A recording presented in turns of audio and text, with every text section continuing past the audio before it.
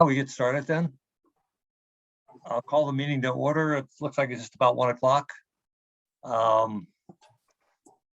Emily, are you going to lead this or is Mike going to lead this initially? Well, first of all, I guess we should welcome our guests, huh? Is it Al Singer? Glad to have you join us today. Thank you so much. Thank you. I'll let somebody else introduce you. I'm not sure I have all the background on you, but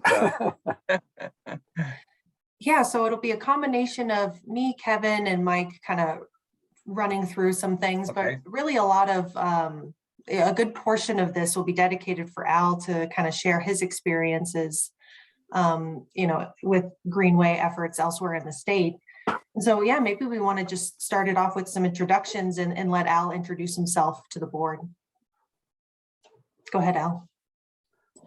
Oh, very good. Well, thank you. And actually, I was going to include some of that in my presentation because I thought, well, here are some people that are spending a good chunk of time. And so why should they want to even listen to me? So I was going to include that as part of the presentation. But okay.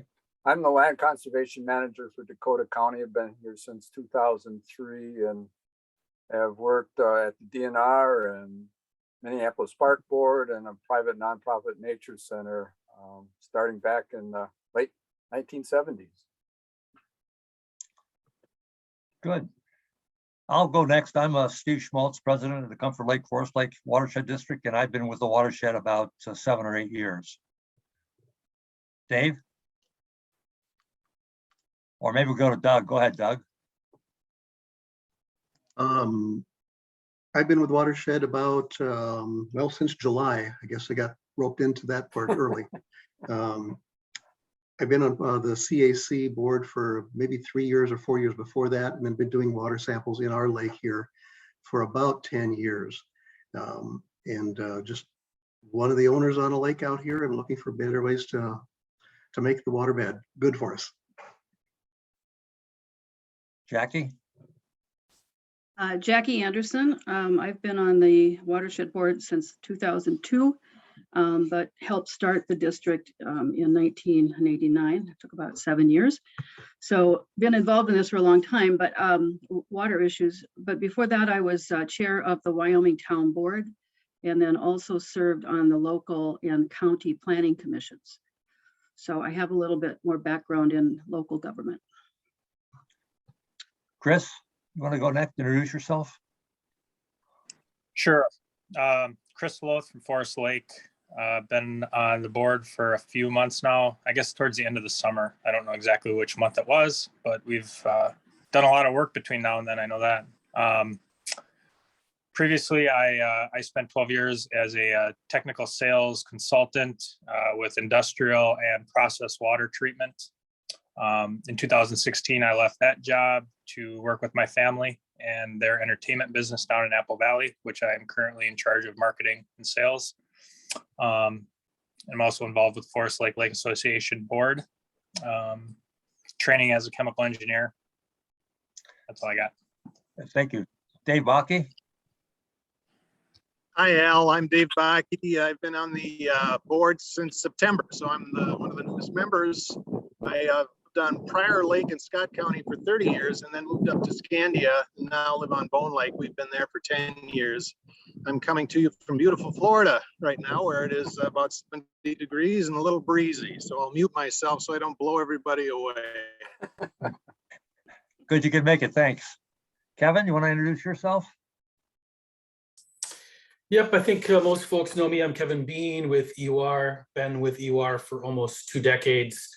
I'm a landscape architect that specializes in all things water. Thank you. And Denise?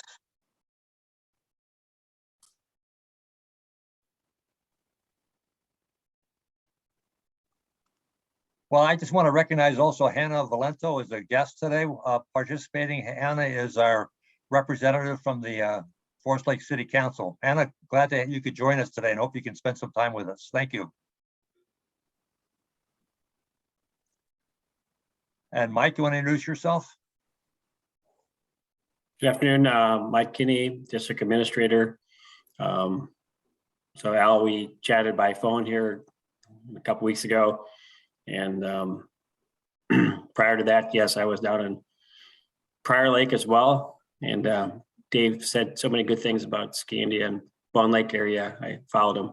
So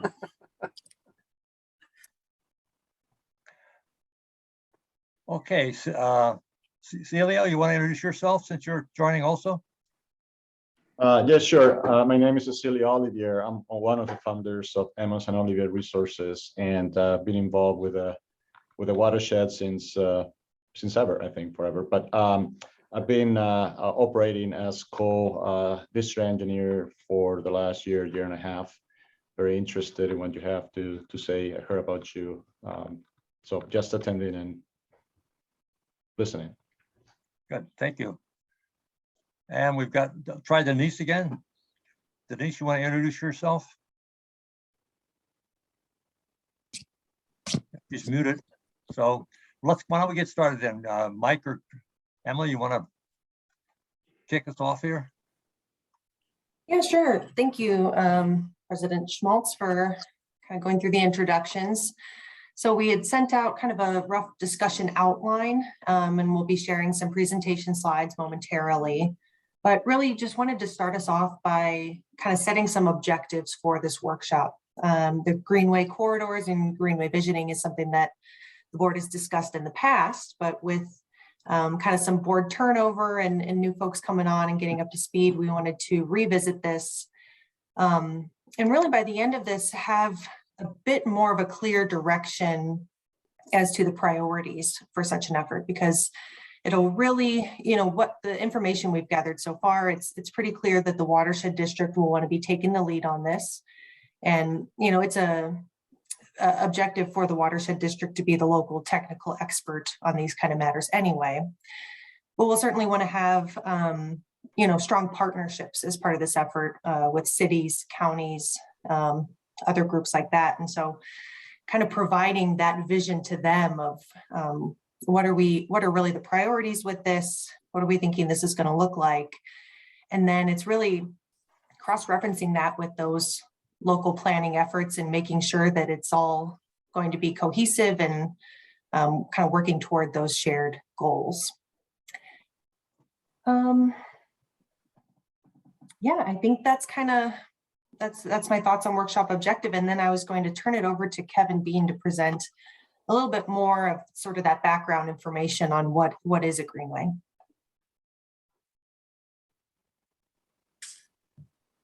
Good afternoon. Everyone can see my screen? No. No. Just a second here.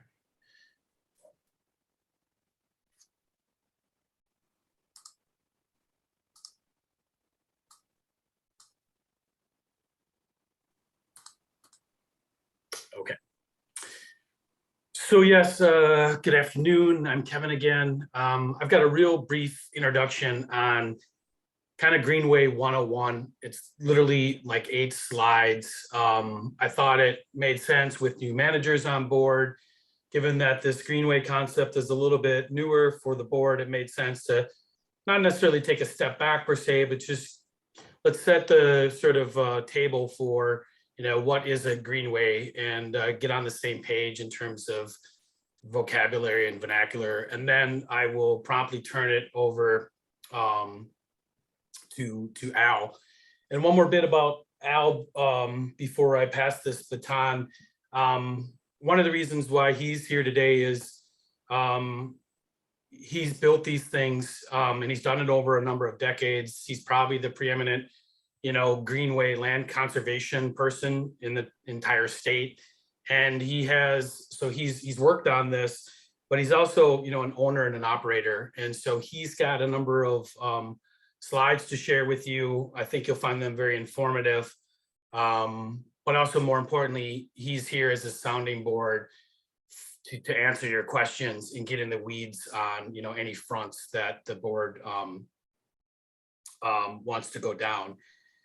After Al talks about his experience and we have a little Q&A, we'll kind of circle back to myself and Mike to talk about, what work has been done to date and where we think we're going. And then lastly, pose some questions to the board and try to garner some feedback for future direction.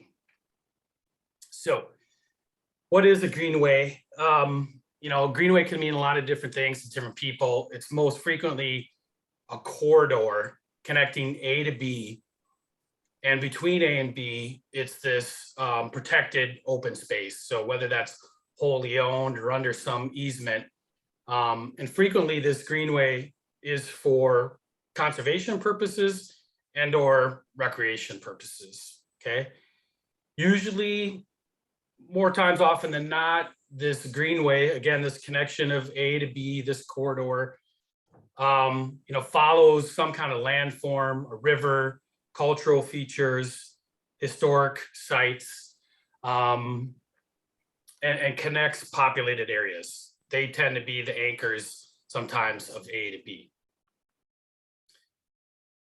They're frequently publicly owned and operated. There are some private examples that are out there. And more often than not, in order to accomplish something large like this, there are many sort of public-private precedents that exist out there.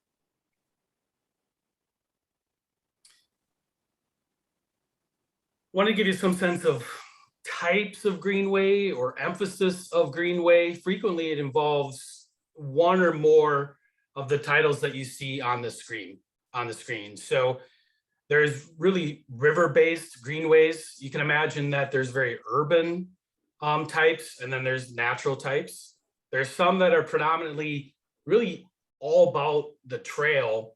And yes, they do provide emphasis and benefits beyond that, but their anchor is the trail. Again, there are cultural and historic driven greenways. A lot of these tend to be more on the East Coast, where some of that more significant history is. And then there are a few precedents out there that are really focused on wildlife and on water quality, and are less so about maybe the recreation component. Believe it or not, there are a number of local precedents. Dakota County, who Al is representing, and we'll talk about, is one of them. They have a number of different greenways that are established, and they're working to establish. I included the Vermilion River here because it's a riparian driven or based greenway that happens to be a cold water resource in Dakota County. Minneapolis's Grand Rounds could be considered a greenway. For those of you that are familiar with the Midtown Greenway, also in Minneapolis, that's a rails to trails type conversion. Another greenway precedent out there. One that's maybe newer and a little bit smaller scale. There's municipalities like Plymouth on the west side of the Twin Cities that's working to develop what they're calling the Northwest Greenway, and they're linking themselves to their neighbors and connecting their parks in between. And then there's kind of like some re-envisioning that's happening as well. You're all likely familiar with Minnehaha Creek, the Minneapolis Park and Recreation Board, and a number of the municipalities are kind of re-envisioning or rebranding, if you will, the Minnehaha Creek corridor, and thinking about it more as a greenway and communicating and leveraging the benefits beyond just the trail, but getting into the ecological and water quality side as well. Wanted to give you some sense of what kind of the general returns are, the general investments are or stem from a greenway. One of the couple that are probably more obvious to you all, and are some of the drivers and why we're here talking about this today, is if land is greater controlled, and if you control all or more of a river corridor, you have more stronger means to providing flood protection. Certainly you have stronger means to addressing and improving water quality. And I think you can all readily understand when that control is in place, you have more opportunity for not only protecting habitat and wildlife, but hopefully improving the quality and quantity that habitat. There are certainly health benefits to a greenway. There are a number of them. The one that I only kind of touch on is the more obvious one, and that stems from, affording recreational opportunities where people can recreate and in turn, have more of an opportunity for active living. There are certainly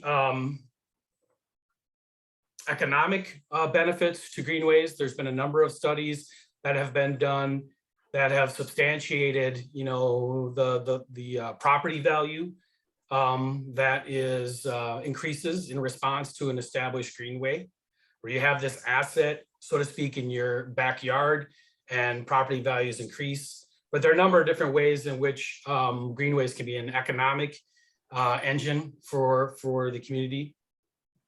And then lastly, enhancing cultural awareness and community identity. Establishing a greenway affords people to better understand and connect, not only to their neighbors, but to the community and the culture that which makes up that landscape. One last slide here before I turn it over to Al. You're all likely aware of this triple bottom line that's frequently associated with sustainable movements. It certainly can be applicable here in a greenway setting, where greenways are providing returns for people, planet, and profit. The element that I wanted to focus here is on this equitable side of the equation, where one of the ways in which this greenway can provide returns to the district is on the element of equity. And what I'm driving at is a greenway can make the Sunrise River accessible to the constituents of the Watershed District. And in return, we hope that they will garner greater appreciation for the resource, and with that greater appreciation, begin to leverage, leverage their input and commitment to the Watershed District and initiatives that you guys are undertaking.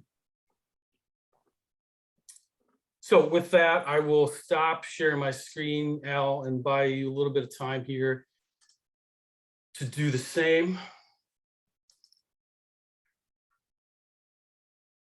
Before Al takes over, and maybe he should just take over, are there any kind of basic kind of fundamental questions in terms of, what is the greenway and what are some of the precedents that are out there?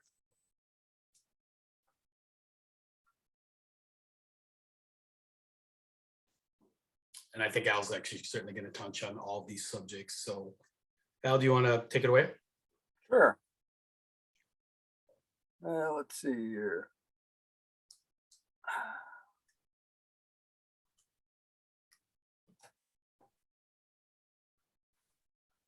Well, again, good afternoon, and really thank you for the opportunity. I first of all want to thank you for your service to the Watershed District. Water is really a complicated arena, and you don't often make friends in this work because it can be really controversial. And so I just really want to thank you for your public service as a part of this board and for other activities. And also I want to applaud you for taking on this Greenway initiative. It's long been my belief that more and more watershed districts should be doing this. They've taken sort of a narrow view of kind of their mandate or their statutory authority to not really think as much about land protection and upland management, especially with respect to water quality and water quantity, that they could. And with the exception, I think, of the Minnehaha Watershed District, Minnehaha Creek Watershed District.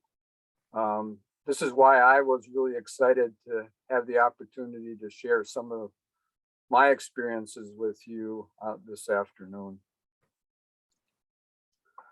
So as I thought about this and how I could provide most value to you, I sort of came up with two fundamental questions. And what should your Greenway vision be? And then what will be necessary to achieve that vision? And then as you think about those two questions, what should the district's role be in this challenging endeavor? So as I structured what I wanted to say this afternoon, it was to share some insights and experiences that I've had along the way, provide some Dakota County context, talk a little bit about our initial land conservation efforts in the county, switch gears a little bit to talk more specifically about parks and greenways, our recently approved land conservation plan, and then what we're doing to implement the plan. And although we can save time for questions and answers, I think because of the informal nature of this, I would just invite, if you have questions or want further clarity about what I'm speaking about, I think it would be appropriate to just do that right as the presentation is going on. So I kind of term this as learning, adapting, convergence, and co-creating as sort of the themes that as I reflect past my past career, is how do I think about what have I learned in the process? And when I started out as just a few years out of high school at the Nature Center, I was hired on back in the day, it was a federal program called Cedar. I got a grand total of $7,000 a year, but it gave me just a breadth of experience, and I became really grounded in the natural and social sciences. I began to take that information and think about how do you effectively communicate it to the audiences. I learned about the power of stories and how land tells stories. It was my introduction to systems. The world is organized by systems. At the Nature Center, we contracted with 3 different school districts to provide K-6 curriculum so that by the time they reached middle school, they would have been out to the Nature Center 36 different times. And each of those school districts was a little different. And so I became more familiar about how they operate and how each of them are different. We utilize volunteers extensively, but a tremendous amount of time has to be invested in the care of and feeding of volunteers. The Nature Center was actually created on old truck farms in the city of West St. Paul. Those truck farms existed into the late 50s, early 60s. And that helped shape how the Nature Center came to be. But they also had a model farm. And it was really the first time that I had a chance to think about what is this relationship between agriculture and nature and the environment and people and patterns. And so it became really an intriguing part for me that has played out in my current position. Like every organization and agency, there's a culture, and they often go through transitions. In this case, the Nature Center was going from Mrs. Dodge, who was a wealthy woman who grew up in the governor's mansion on Summit Avenue. She moved out to New York, saw how fast land was being developed, came back to West St. Paul with the idea of creating a nature center. So Dodge was the second nature center created in the metro region back in 1964. And at that time, it was just her and a person she hired that started the plan. Then she had a group of trusted friends. Then she had a small group of trusted trustees. The staff began to grow, and eventually it started to become a more board-driven operation than it previously was. I became really familiar with different leadership styles. the director at that time had a control and command approach to leadership. And I saw that as really a very vivid contrast to what I was learning could be much more effective. And it created a clash between the director and myself. I was there for 13 years. I was essentially running the place. He wanted all of the control. He wanted all of the notoriety. And I actually got terminated for insubordination because I ended up hiring a person because he was off in Costa Rica. And that person just recently retired from the Nature Center, the person that I hired after 33 years at the Nature Center.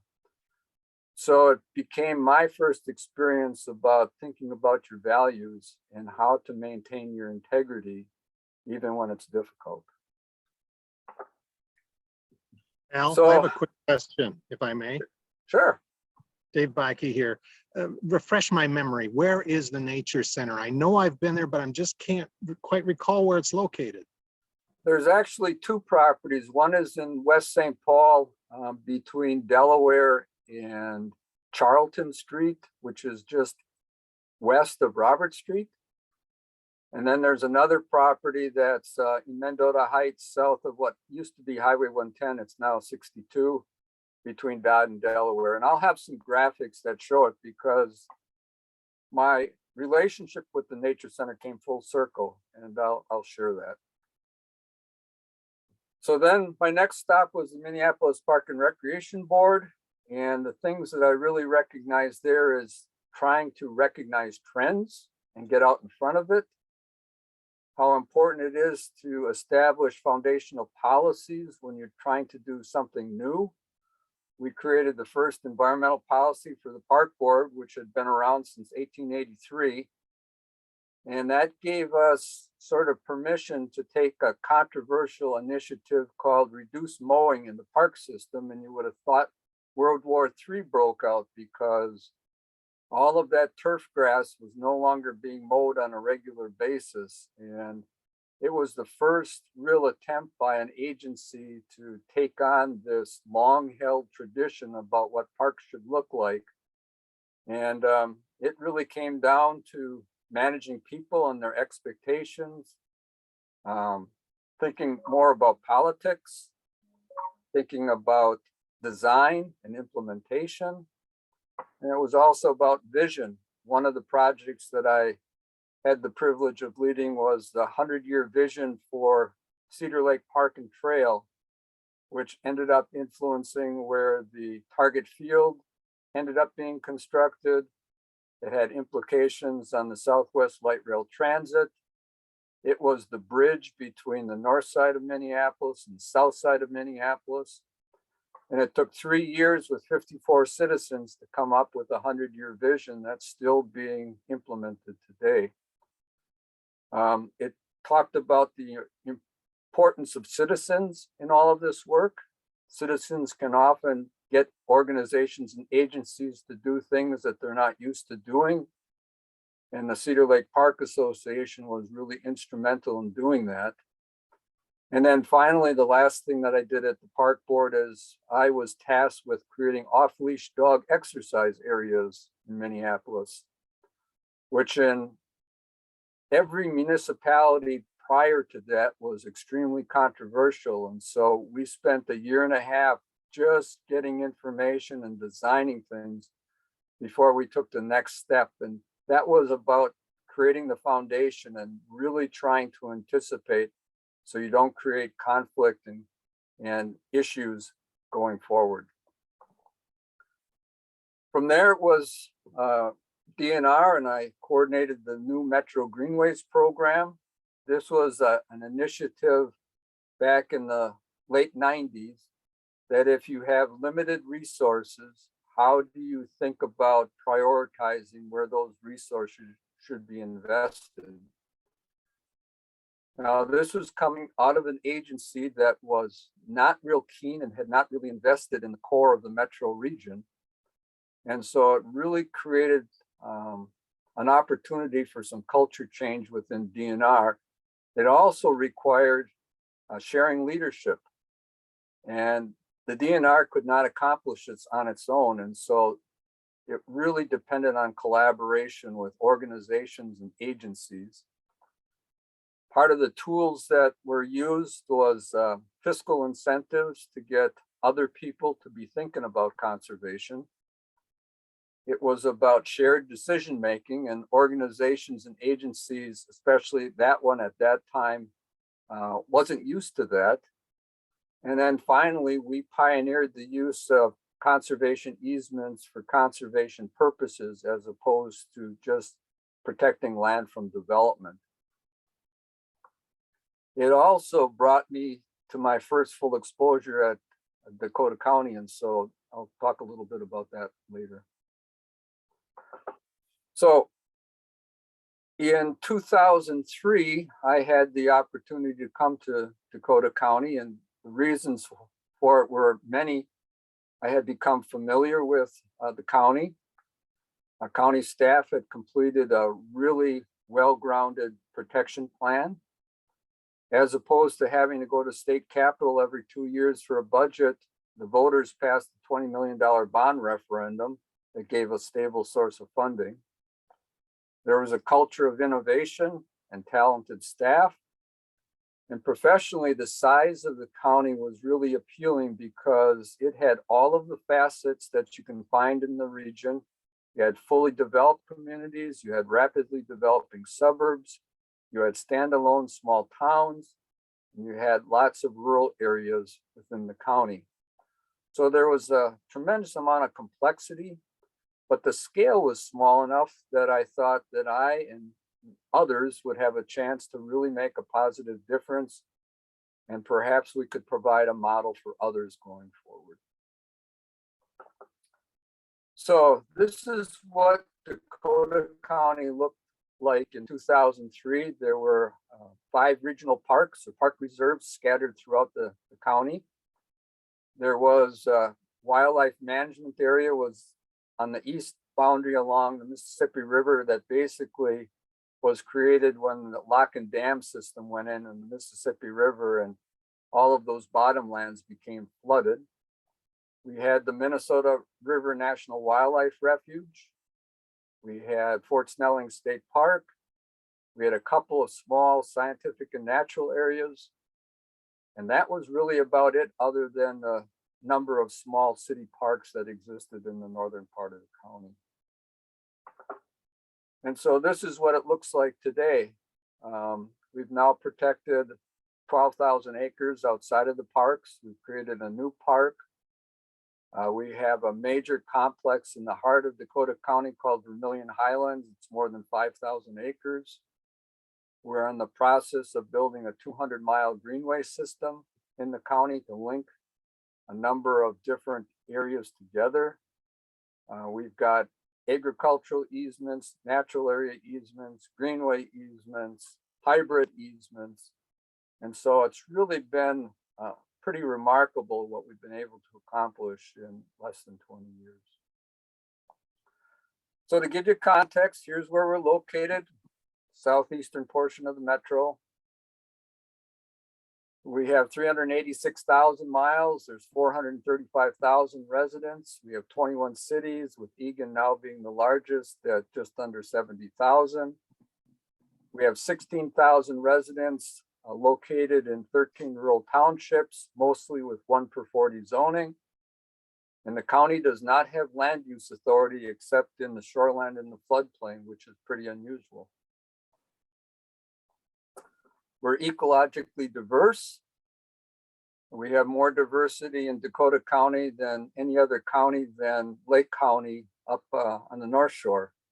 And that means that we have a really varied landscape and different land use patterns. We're a county of rivers with the Mississippi, the Minnesota, Cannon, and then the Vermilion River with the Vermilion Falls and Hastings. This is what the pre-settlement vegetation looked like, mostly prairie and savanna. There were some maple basswood forest. There was some sloughs and wetlands, but by and large, it was prairie. which really led to a long history with agriculture. The first central pivot irrigator was actually created and installed in Minnesota and Dakota County. There were a lot of truck farms, and of course, most of the agriculture is devoted to commodities like corn and soybeans right now. Of course, we had industry, the stockyards, railroad, shipping, and refinery, and that has changed what the land looks like. This is what the metro population looked like in the 1950s. You can see it was just creeping into Dakota County from the north. Dakota County had the last segment of the Beltway freeway system. And so we were really far behind the core cities and outlying suburbs, first ring suburbs in terms of development back in the 50s. Back in the 60s, there was an effort to inventory the parks. You can see that sketch on the left. You can see the beginnings of a regional park system. Interestingly, right in the heart of Dakota County was a potential site for the Metropolitan Airport, which plays into the beginning of the program in the county. But you could see there are all of these sketch trails linking their different portions of the county together. There was really no rhyme nor reason to a lot of these trails, but it was the idea, it was that fundamental idea behind Greenways, connecting different places. So you fast forward, and this is what development is looking like in the 1990s. You can see sort of this orderly development going from north to south. But by and large, the southern 2/3 of the county, which is those townships with 1/40 zoning, did not have a lot of development taking place. Again, a different way of looking at land use within the county. Demographically, the rural portion is independent and conservative. The first ring suburbs typically are working class, retirees, and new immigrants. And the second ring or growing suburbs are much more affluent and highly educated and very interested in recreation. So there were two things that were really driving the beginning of the protection plan in the county. One was 10,000 to 12,000 housing units per year. And then the second was the looking at 3 different sites for a new international airport in the heart of Dakota County. That got people's attention. This is what the pre-settlement vegetation looked like in Dakota County in 1987.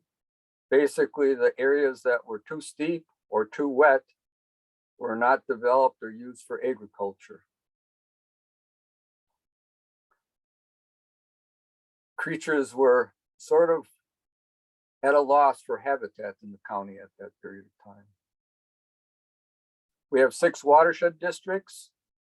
The Vermilion River in the center part is the largest watershed district in the metro region, but it had a controversial history because the rural landowners and the urban residents couldn't really come to terms in coming up with how the Vermilion River should be managed. And so the watershed district was abandoned, and a joint powers organization that basically is housed within the county was created for the Vermilion. You can see the lots of tributaries to the Vermilion, as well as a number of tributaries to the Cannon River. Similar to most other places, we continue to have issues with impairments. We also have a really interesting nitrate problem. Let's see if this will go.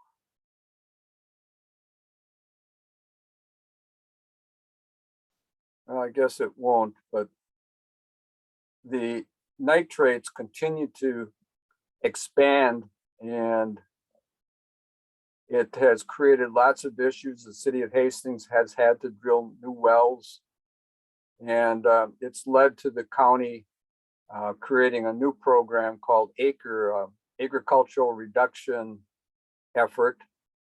And we're hoping it's going to be resulting in voluntary compliance and improvements, but if not, the board really is seriously looking at instilling regulations to deal with nitrates.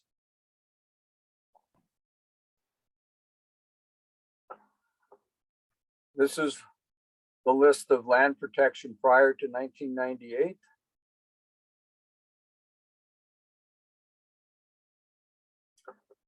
And so Metro Greenways, that DNR initiative, began in 1998. There was 2 years of previous planning funded through a state grant. And basically there were two components. One was planning grants, one was acquisition.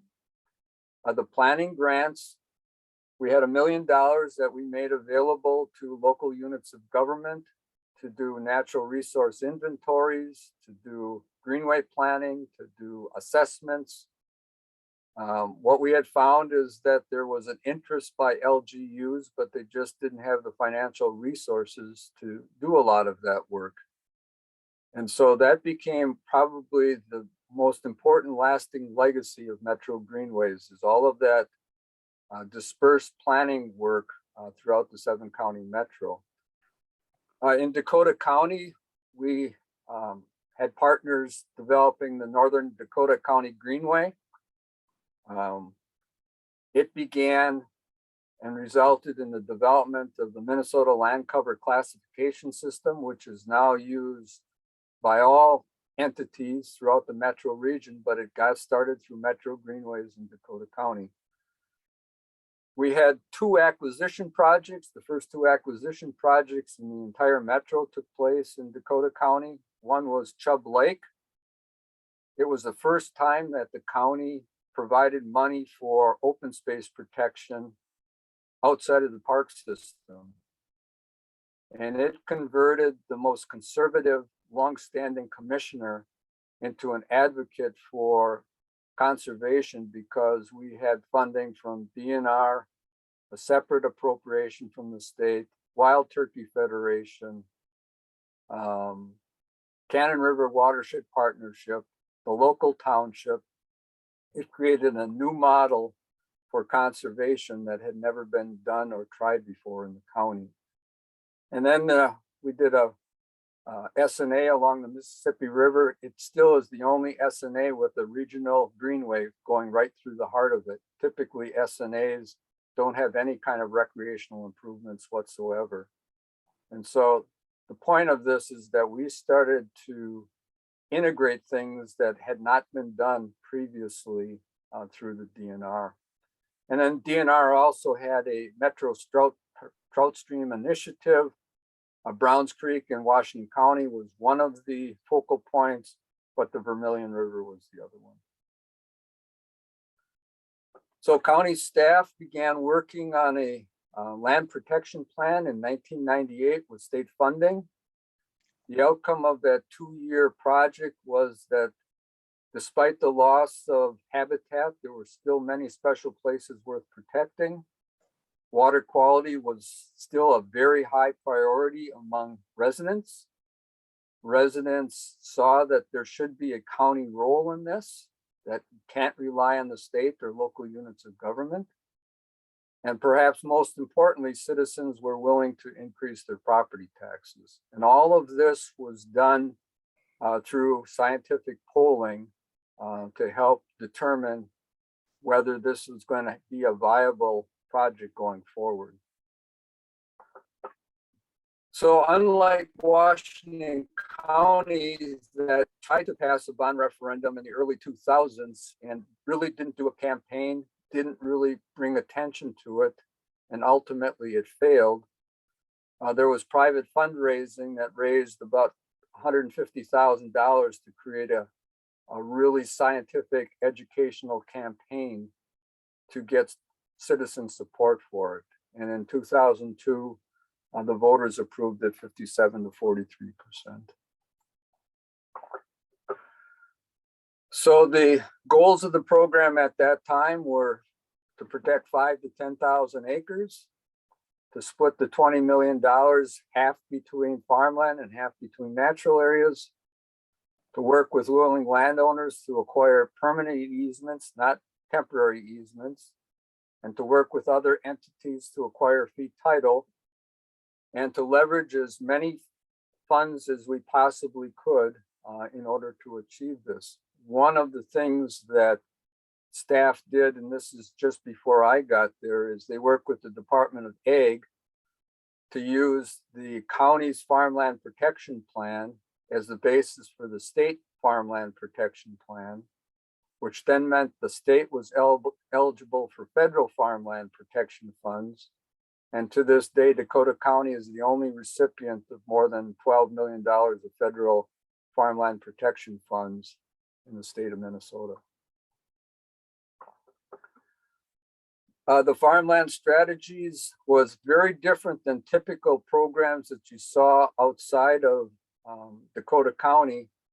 All of them wanted to protect high quality farmland, but we tied it directly to protecting and improving water quality. So instead of focusing on a particular agricultural area within the county or trying to create a green belt to control development, the idea was that an eligible project had to be within a half mile of a river or stream. This was really to directly tie the agricultural land protection with water quality. And implicit in this was to protect and improve wildlife habitat and future corridors. It was to limit the mixing of incompatible uses, and then to try to achieve through our criteria contiguous farmland as opposed to isolated parcels. The natural area protection strategies were to protect high quality natural areas, improve habitat, water quality. Again, think about areas in corridors, and to provide all kinds of additional environmental benefits. So a little word on conservation easements. They are a legal tool that have been around for a long time. They basically got started in the East Coast. They were designed to prevent development. And typically early on, those easements were donated to small local land trusts. From a more contemporary point of view, here in Minnesota, they are used still to prevent development, but they're much more used for natural resource protection. Instead of donating easements, we're using lots of public funds to acquire easements. Initially, most of the conservation easements in the state did not require natural resource management. That was a requirement from the get-go in our program. My belief that land is not protected unless it's managed was part of how we operated our program from the beginning. And the easements have gotten much more complex and much more sophisticated over time. Al, I have a question. This is Jackie. Sure. I have a question about the easements, the conservation easements. They have substantial tax advantages for the donors if that land is donated. I'm wondering if you've dealt with anyone who has done that because of the advantages of especially the federal tax savings. We have, and so if I could defer that, I'll answer that with the last line in this particular slide, because that really factored into our funding formula that we use for doing this work. Okay, thank you. So we made a decision that all of the easements were going to be permanent. They're based on appraisal. You look at the before value, what the property is worth before any restrictions are in place. Then you take the value after the restrictions are in place, and the easement is the difference between those two values. Our ag easements allowed agricultural practices to take place in then currently cultivated land. However, any land that was not being cultivated could not be cultivated in the future. And we also required 150-foot wide permanent vegetated buffers along streams and rivers and wetlands. This was well before the state buffer law went into effect. And we also required a stewardship plan. It really was best management practices, but we didn't want to get in the business of telling people what to farm, how to farm, where to farm, etc. That was not something that we were interested in, nor would we have the capacity to do. And of course, with easements, you have an annual monitoring requirement. It is something, if you're contemplating easements, you have to devote time and resources to annually monitor those easements to make sure that they're in compliance. So when we started the program, we created this funding formula that was based on the federal dollars. The county had to provide at least 25%. And then we gave more points or more incentives for the landowners to increase their donated value. And so our typical projects to begin with was this 50, 25, 25 split. And so clearly there were two motivations for the landowners. One was they could get a charitable contribution with their value donation, but it also meant that they would be much more competitive for getting the whole easement payment in the first place. And so again, we found that there were different motivations, but by and large, every one of the landowners donated some degree of value. We even had two elderly brothers donate the 160-acre easement just north of Northfield because they did not want Northfield to move north any further than it already had. That's the only fully donated easement that we acquired over time. Here's an example of one of our early agricultural easement. This is the Barrett property along the Cannon River. The green line shows the 150-foot wide buffer. In some cases, there was existing vegetation, and others, we provided the money to seed the buffer, put in fencing. We provided those incentives to the landowner to conform to our basic requirement. This property will come into play when I show you one of our upcoming park acquisitions as well. This is a more typical agricultural easement that was done in 2 phases, but you see the exception area where we did not include the buildings as part of the easement. But many of our agricultural easements included natural resources beyond just cultivated land, and this is a good example. Here's another one that basically was 50-50 between cultivated land and natural land. Over time, we were able, through the criteria and word of mouth between the landowners, assembled this contiguous block of land along the Cannon River. And then when you combine that with some natural area easements and the pink area that's you see to the north is 110 acres that will be acquired next year or next month to be added to Lake Billsby Regional Park, you start to see a critical mass of protected land that we were able to achieve through our scoring criteria. This gives you an idea of what our stewardship plan looks like. We update the stewardship plans every 5 years. Here's an example of implementing a stewardship plan with fencing and cattle crossings and buffers and so forth. So over time, we acquired 71 easements, just over 7,800 acres. And of that acreage, 1,300 acres are now natural. Either they were existing or with the buffers, and we've protected 49 miles of shoreline. Natural area easements are very similar. I mentioned that we required the natural resource management plan to begin with, but we did not require landowners to actually begin implementing the plan until about 2015. Our feeling was that requiring them to manage and to commit dollars to managing was going to be too much of a lift for the majority of landowners, at least to begin with. And so we didn't want to jeopardize the land protection goals in order to achieve the full package, if you will. We now require at least 5 years of implementation and maintenance for any new easements going forward.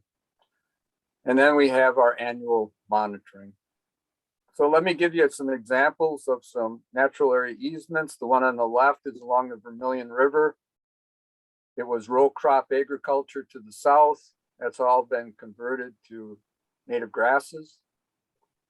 The one on the right also used to be all row crop agriculture. It was getting increasingly wet.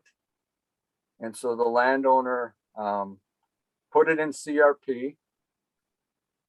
Then he was willing to sell an easement to the county, and we subtracted the CRP payments from the easement payments so that he wasn't getting twice the income. The landowner then decided he wanted to self-fee title. So I was able to work with the estate of a previous easement holder to take proceeds from her estate to pay off the landowner.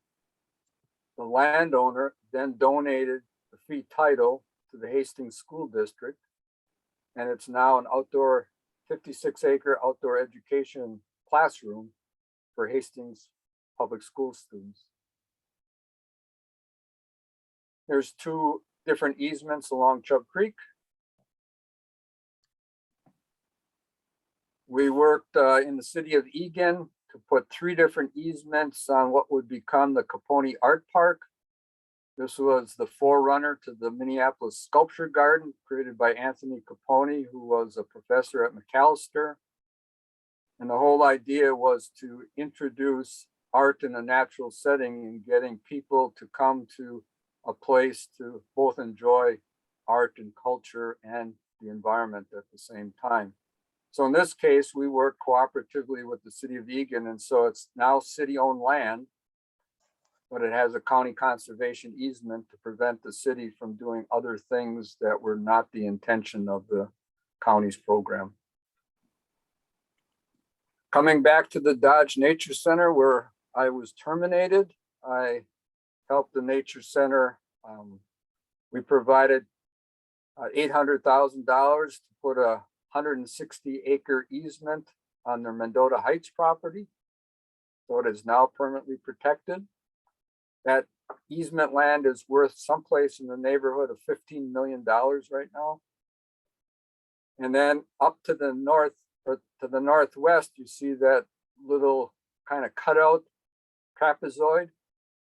We actually ended up buying that portion of the Nature Center so that we could create a tunnel for the Lebanon to Mendota Greenway underneath Highway 110, now 62, that you see at the north of the easement. Is that for wildlife? No, that's for the Greenway. That's for the trail, the Greenway Trail and Oh, the wildlife. trail. Okay, all right. Yep. This is a 192-acre parcel that's now in an easement. This is on the south end of the city of Farmington. It's part of the Dakota County Fairgrounds. This is the headwaters of the south branch of the Vermilion River. This is a project in Inver Grove Heights where it was done in 3 phases. There is a chain of lakes called Marcotte Lakes. The one largest lake in the southeast is about 60 feet deep. You can see down 35 feet. And so we worked with 2 landowners and have now protected 239 acres.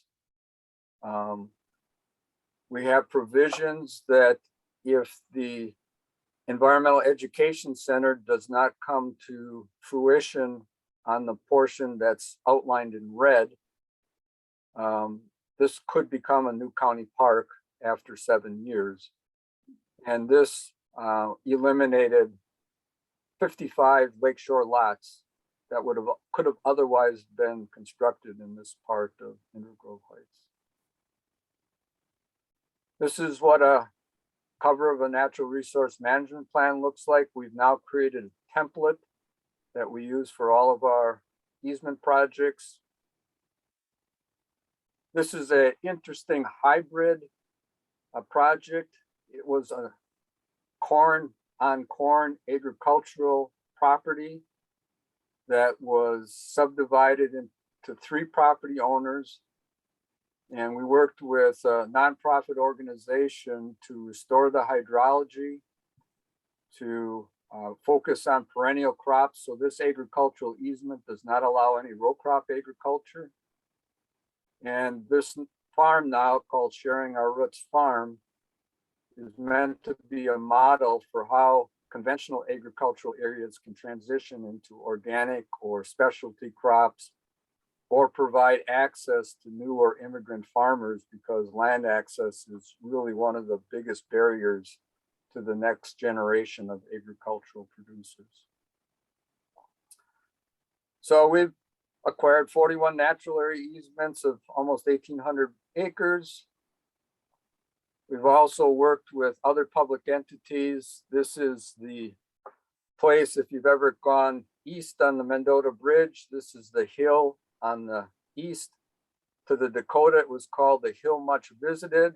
It was a sacred place where Dakota had burial scaffolds. It was also the place where the Treaty of 1851 was signed that ceded the remaining Dakota land to the US government. And so it is located just uphill from the Minnesota River Greenway that's located along the road just to the west. So we were the first public money to help the city acquire what is now 26 acres.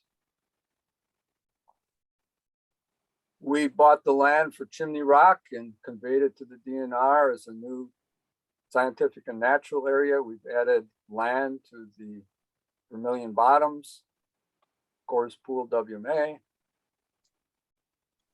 We acquired 190 acres of land called Hampton Woods. This is in the center part of the county. At one time, it was suggested that it become a county park. And another time it was suggested to become a scientific and natural area. And we were able to acquire 4 different properties. We conveyed this property to DNR as a new wildlife management area. This is what we now call Vermilion Highlands. We had the Metropolitan Council wastewater facility down along the Vermilion River outlined in blue. And then most of the land was owned by the university as part of the former Gopher Ordnance Works that was making gunpowder during World War II.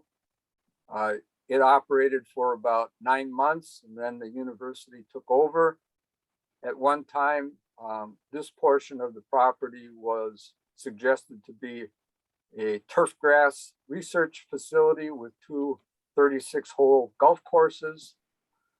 But we had a landowner of the property that's outlined in green that was willing to sell their egg land for a wildlife management area. And so the county provided $1 million to DNR to acquire this 475 acres. That became the first project that ended up resulting in this 5,000 plus acre complex of publicly protected land that's jointly managed by the university, the DNR, the county, and Empire Township. And we each have our different roles in this. It's not so much about the ownership, it's who's got the expertise to manage. We've also, as part of this, we have the newest regional park. Some of you may be familiar with the camper cabins that have been advertised out there. They're extremely popular, but Whitetail Woods was part of all of this complex that's been assembled over time. So I'm going to shift gears a little bit. So that was the work that we were doing through land conservation. And then there was an opportunity when the new park system plan was developed in 2008 to really become much more innovative. And so we had these three themes: protected places, great places, and connected places. And that's where the regional greenway system was launched. It was about connecting many of these places. So I'll talk a little bit about park acquisition. We're still in the business of acquiring inholdings within regional parks. This complicated picture that you see is in Spring Lake Park along the Mississippi River. The county has been working for decades to create the Mississippi River Greenway, and we had a number of private lands that bisected the park reserve. And so the county board took the really unusual position of using eminent domain to acquire the bisected properties so that the park reserve could be united and the creation of this greenway trail could be created. Well, this just gives you an idea of kind of the complexity of acquisition. This represents a 50-year deal where we acquired the area in red. We put a conservation easement over the blue area to prevent future development and the commercial development of a marina. In 20 years, we have the right to acquire the blue area in fee title at the appraised value. In another 20 years, we have the right to acquire the purple area where there's a house. And then after 10 additional years, we would have the right to remove the house. So we didn't have to go to eminent domain with this particular landowner. It gave them 50 years of assurances. It also protected our interests going forward. So this is that property that was just north of that first agricultural easement that I showed you along the Cannon River. This is going to be acquired next month. And we ended up changing the park boundary, which you see in green, to include some additional area.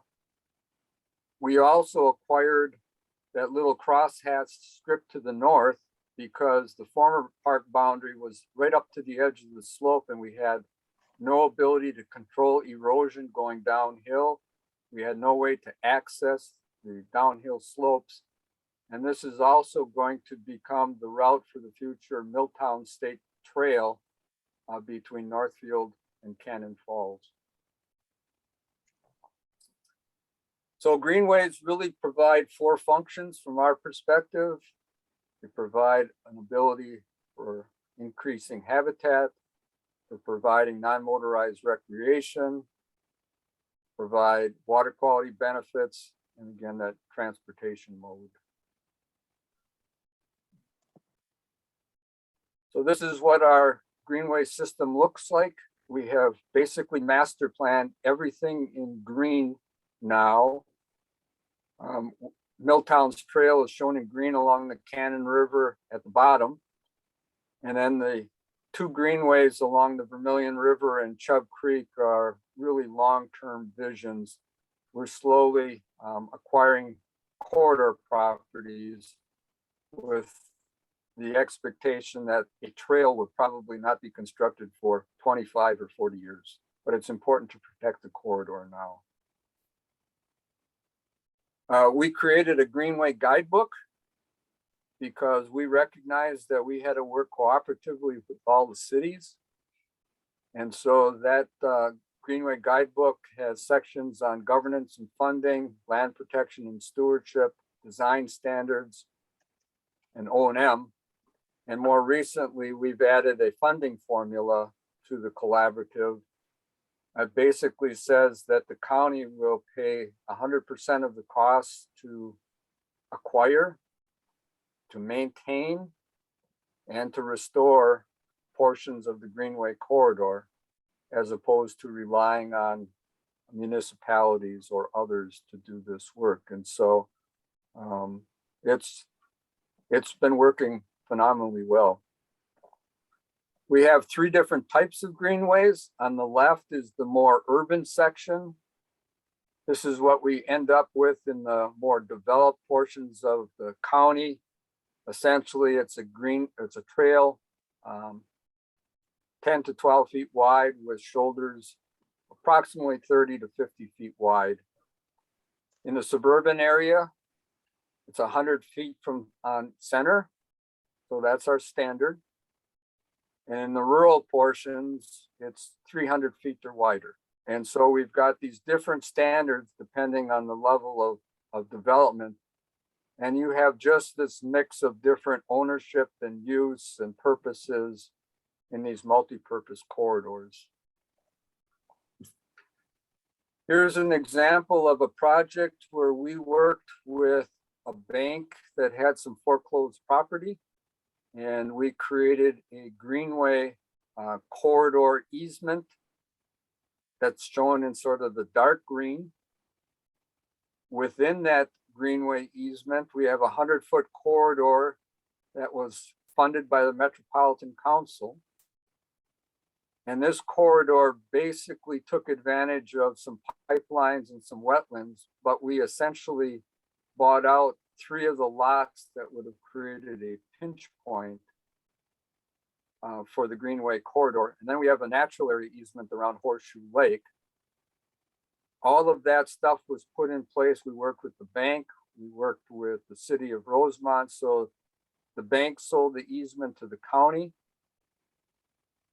The bank then conveyed fee title to the Greenway area to the city of Rosemont. So the city of Rosemont now owns all of that easement land.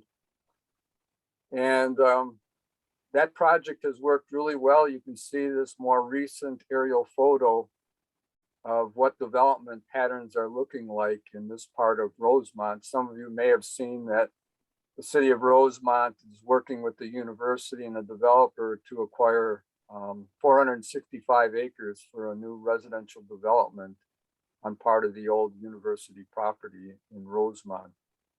But these master plans are out 10 or 14 years so that we can work with those local units of government.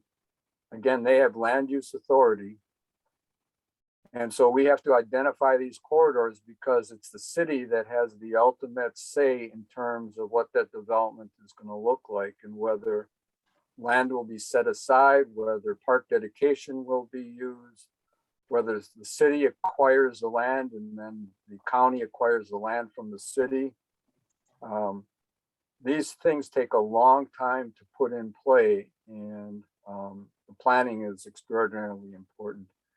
The developer was really attracted to this because they know that they can get more per lot adjacent to the corridor. And so, whereas previously developers would set aside conservation lands in the corners or places where they simply could not figure out a way to develop, we now are having the developers come to us and suggest, how do we prioritize the Greenway corridor?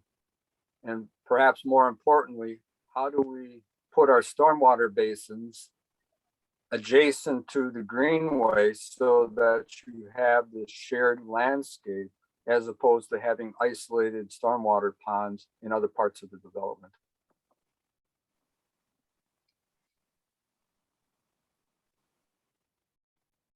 Whoops, sorry.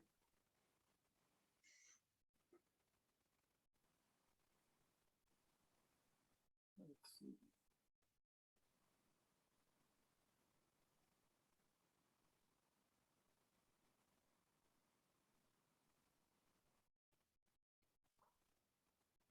It gets even more complicated. Some of you may be familiar if you look on this aerial photo to the left. This is the old Northwest corporate headquarters site, which has now been developed by the Vikings.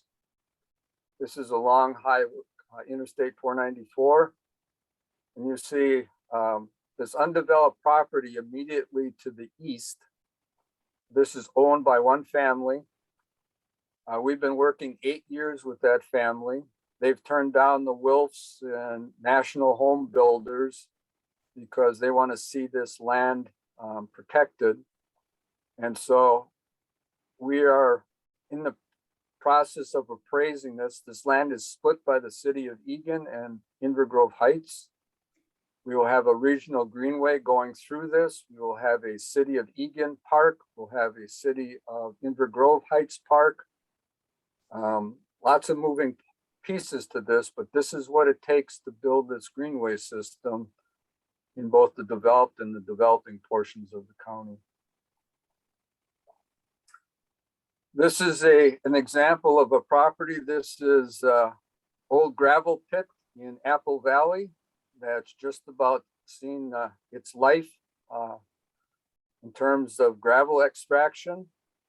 And so the area that's encircled by the red dashed line is what is represented in the center portion. And so we worked with the family to create a special outlot that is going to be part of the Greenway corridor. And so you'll see that as part of the stormwater management, the Greenway utilizes the land between the two stormwater basins. It becomes an amenity to the Greenway and to the Greenway user. The landowner then grades the trail at no cost to the county, which creates significant cost savings as we get to the point of building this trail. And then down below, you see a rendition of what the crossing will look like between these two stormwater basins.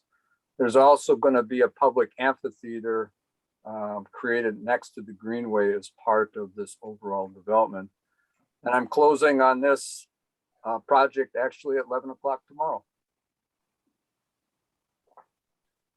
Another example, this is in the southwestern portion of Farmington. You see the Vermilion River coming from the bottom left-hand corner. And then we have South Creek coming in from the left. And so we're working with this landowner, and once again, we're trying to utilize different funding sources. So we have the Lake Marion Greenway corridor as Area A on the north. We have what's called the County Park Conservation Area, which is Area B. Areas, and that's going to be funded with state outdoor heritage funds. State outdoor heritage funds don't allow greenways. And so we're carving out Area C as the future Vermilion Greenway, so we don't run into problems because of the state funds used to buy habitat. The area to the southeast is all going to be part of a new residential development. The area to the north is going to be a commercial office development. And so this just shows how complicated this can be. So this is now in the platting process with separate outlots for each of these parcels. And that platting process should be approved by the end of the month. And then finally, this is an example of a greenway along the Vermilion River in the south part of Hastings. We acquired the property to the left, where we have a greenway corridor going through the middle. We have natural area along the Vermilion River, and basically we acquired 3 riverfront lots to do this. This will become a new trailhead. There'll also be water access. And then we have this parcel on the east outlined in yellow. We have 3 different county interests on this parcel. We have conservation along the Vermilion. We have a section of the Greenway corridor that would go underneath the bridge. So it's a grade separated crossing. And then the county is doing improvements on County Road 46, and we're going to create a roundabout. So instead of transportation or parks or land conservation working independently with this landowner, we're actually having our community development agency buy the property, and then the various county departments will work with the CDA to get what we need. It's going to be much more cost effective and give the county flexibility to achieve multiple objectives. This is the river to river greenway between the Minnesota River and the Mississippi River. You can see the big green blob. That's the Dodge Nature Center portion that's protected by the easement. You have another portion of the Nature Center in green further to the northeast. You have Thompson County Park and Capone Park in South St. Paul. And then you have the connection to the Mississippi River Greenway on the right and the Minnesota Greenway on the left. Again, to give you an idea, this is a portion of the Greenway. This is Robert Street going north and south here, 4-lane commercial roadway. We created a tunnel underneath Robert Street, which meant we had to relocate an existing street. We had to buy out the AutoZone property to the north in order to make this all work. The tunnel was dedicated this summer, and eventually the vegetation will look like this. But even more exciting is that this was an old stormwater pond that basically receives the stormwater from about 1/3 of West St. Paul. It bounces 10 to 12 feet on a major event. To the right was an old wetland that had been filled and converted to a golf course.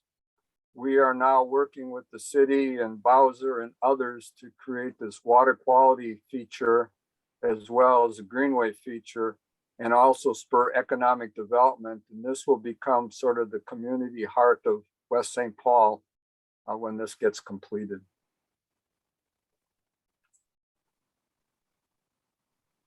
So this is what our current protected land looks like in the county. Still almost 50% is agriculture. So as we've learned about this, projects are much more complex. It's really important to be patient and persistent. We're seeing a lot of generational changes in land ownership. Relationships are amazing. People know people who are connected to people who are related to people. And so you really have to make sure that you're treating people fairly and rightfully, because if you don't, the word gets out. Suburban development is rebounding, and there's a lot more pressure on rural development with teleworking and better broadband. And essentially what we're thinking about in the county is that this county is going to become sort of a destination for climate refugees. We've got relatively inexpensive land. We've got excellent schools and transportation and a diverse economy. And we don't have the wildfires and the hurricanes and the floods. And so if people have a choice where they want to relocate and live,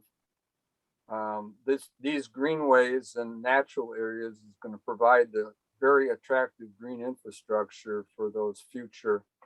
And I'm looking at, we've got a 20 to 30 year window, not unlike the city of Minneapolis did back in the 1880s and 90s and 10s, to protect what's really worth protecting, so that infrastructure is in place when the inevitable development takes place.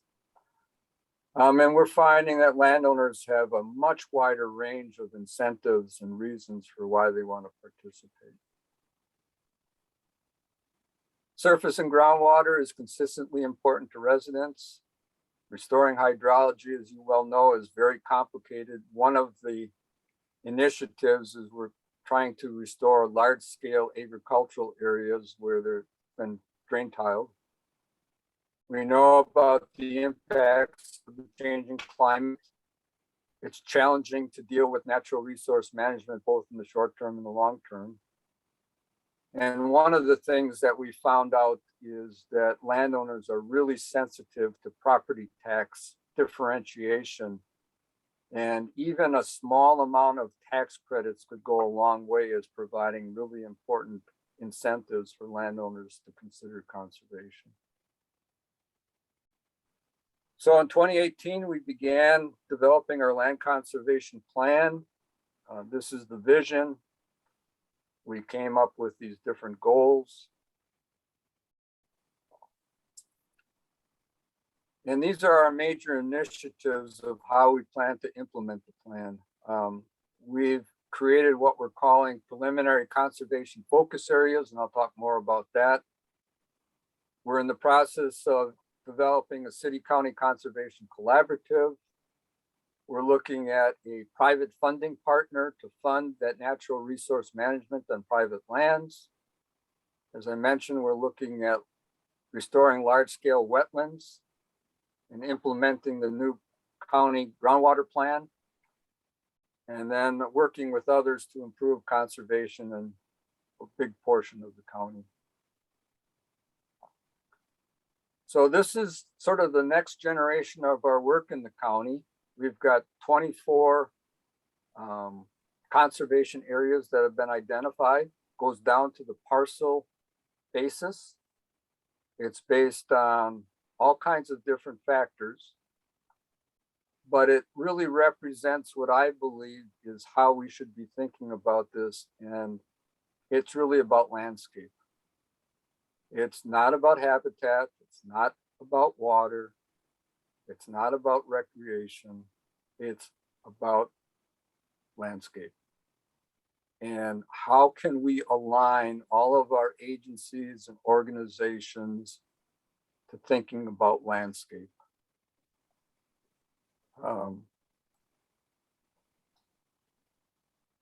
So we have about 76,000 acres identified within this.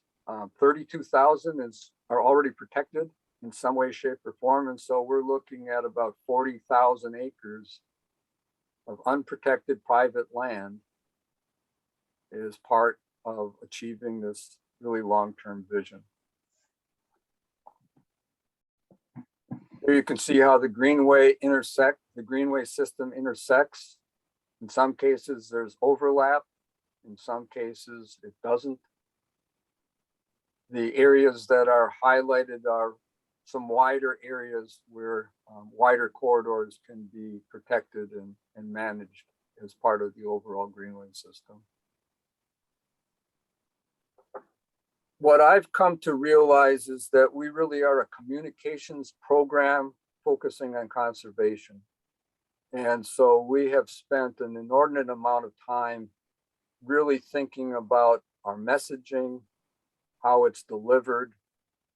And instead of trying to sell our program to landowners, we're taking a very different tact. And so we're approaching landowners as how can we solve a conservation issue? How can we help them achieve their own goals?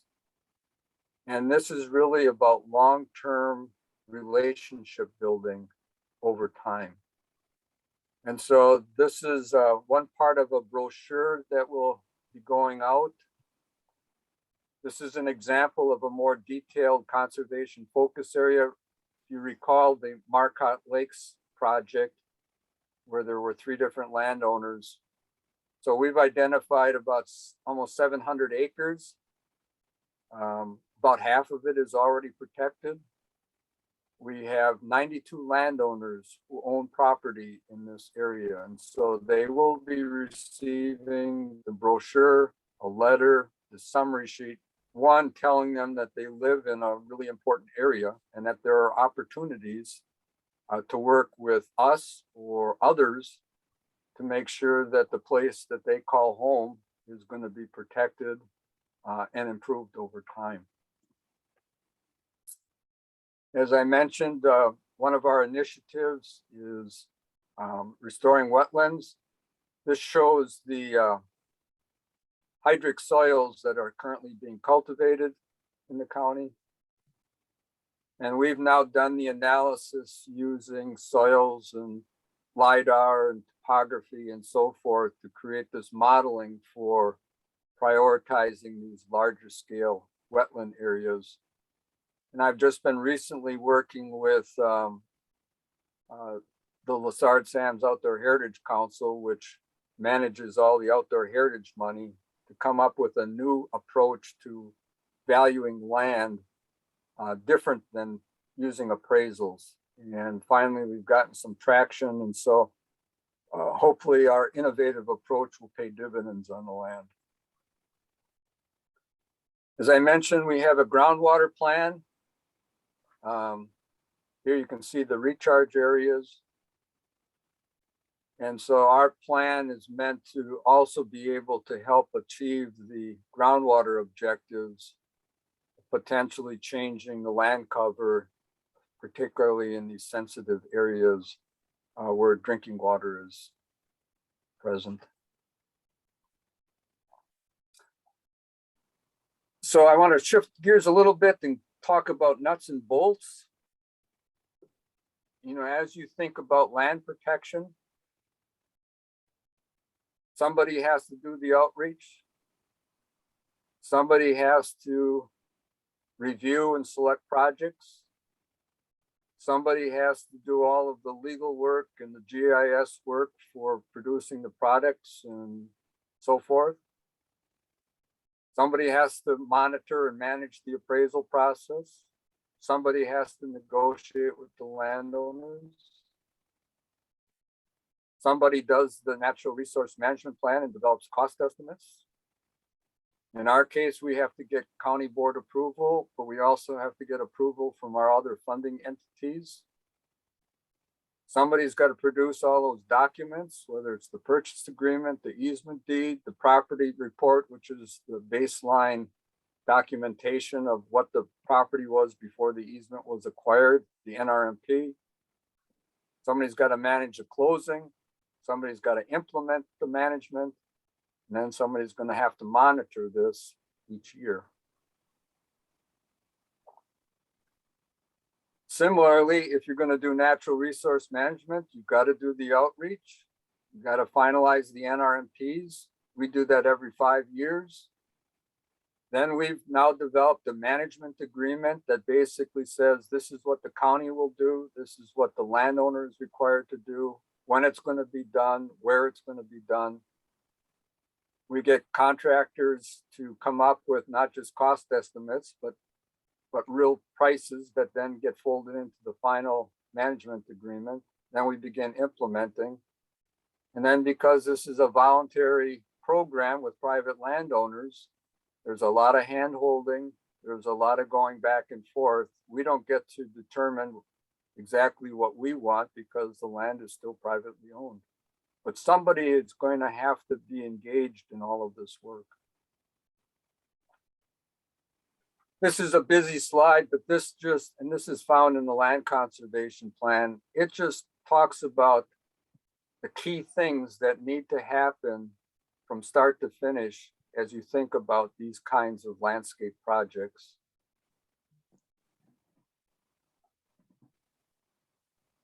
A little bit on project selection. Our new criteria basically have 4 location types. Either they're in one of the CFAs, they could be in a Greenway corridor that's not part of the CFA. They could be, again, adjacent to public land or protected private land, or they could be special and entirely outside the focus area. Then we have 3 different project types: surface water, wetland, and mixed upland. And we've developed criteria based on those goals that reflect these different types of project types kind of going forward. But one of the things I really wanted to spend a little bit of time on is fundamental to achieving this vision. We're going to have to figure out where the money is going to come from to do all of this work. And there are federal sources, there's state sources, there's regional sources. Clearly, you've got the authority within the district to levy tax dollars. County, city, township, private. All of those are potential sources, but the requirements and the priorities of each of those funding mechanisms are going to determine what you can do and how you can do it.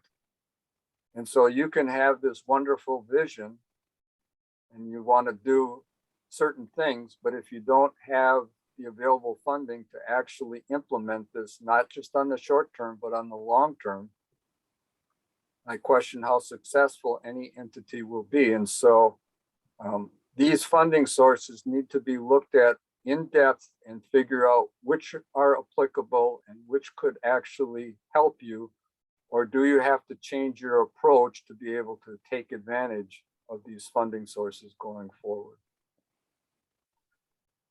And then finally, in doing a little bit of preparation, I came across this really interesting model by the TNC. It's called the Water Fund.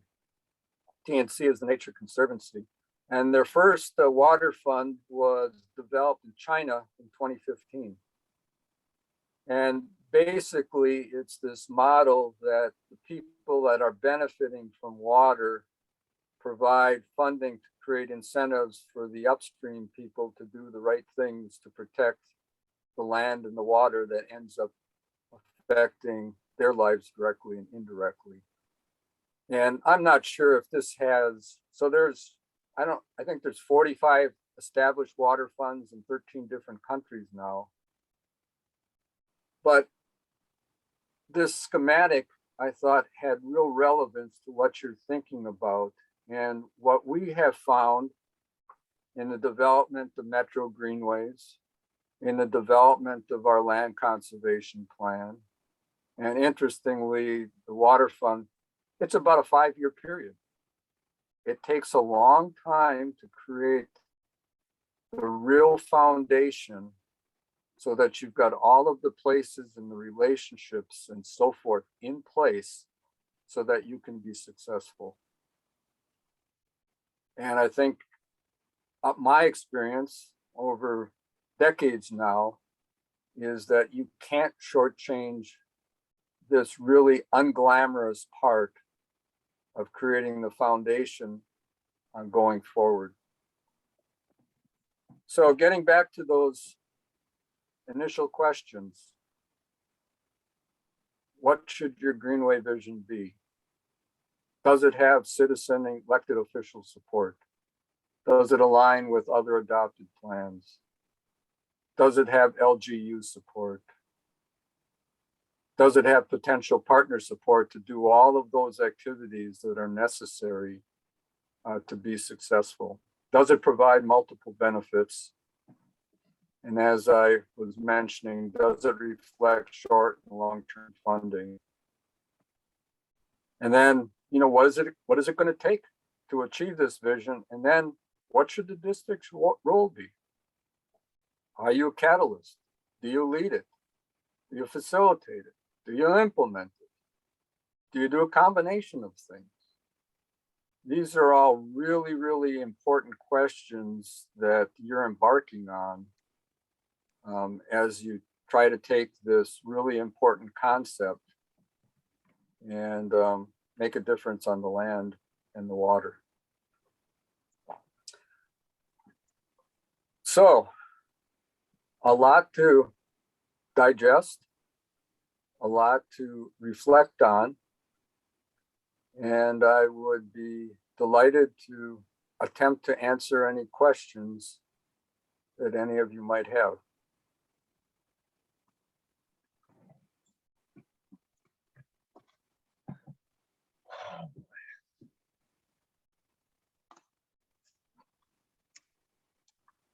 I have a question. I'd asked it, I think, earlier, but on the funding formula, 50% was federal funding and 25 county, 25 landowner. Now, in our case, we've got multiple counties and we've got multiple, cities, local communities to deal with as well. How big is this just Dakota County, or is this Dakota plus some portions of neighboring counties? This is just that, despite our best attempts to get Goodhue and Rice and other counties to think about this, they haven't. Okay. So the federal funding, that was the Farmland and Ranchland Protection Program back in the day. It's now been changed to the Agricultural Conservation Easement Program. It's administered through the NRCS. We decided back in 2014 to no longer get involved with that program because they changed the funding formula. They no longer included the landowner donation as part of the funding formula. So the county's percentage of funding increased by 100%. The decision-making was made in DC as opposed to St. Paul. The priority focus was conventional agriculture, which was a 240-acre farm in Dakota County. Those were not the farms that were in the target areas that we were trying to achieve.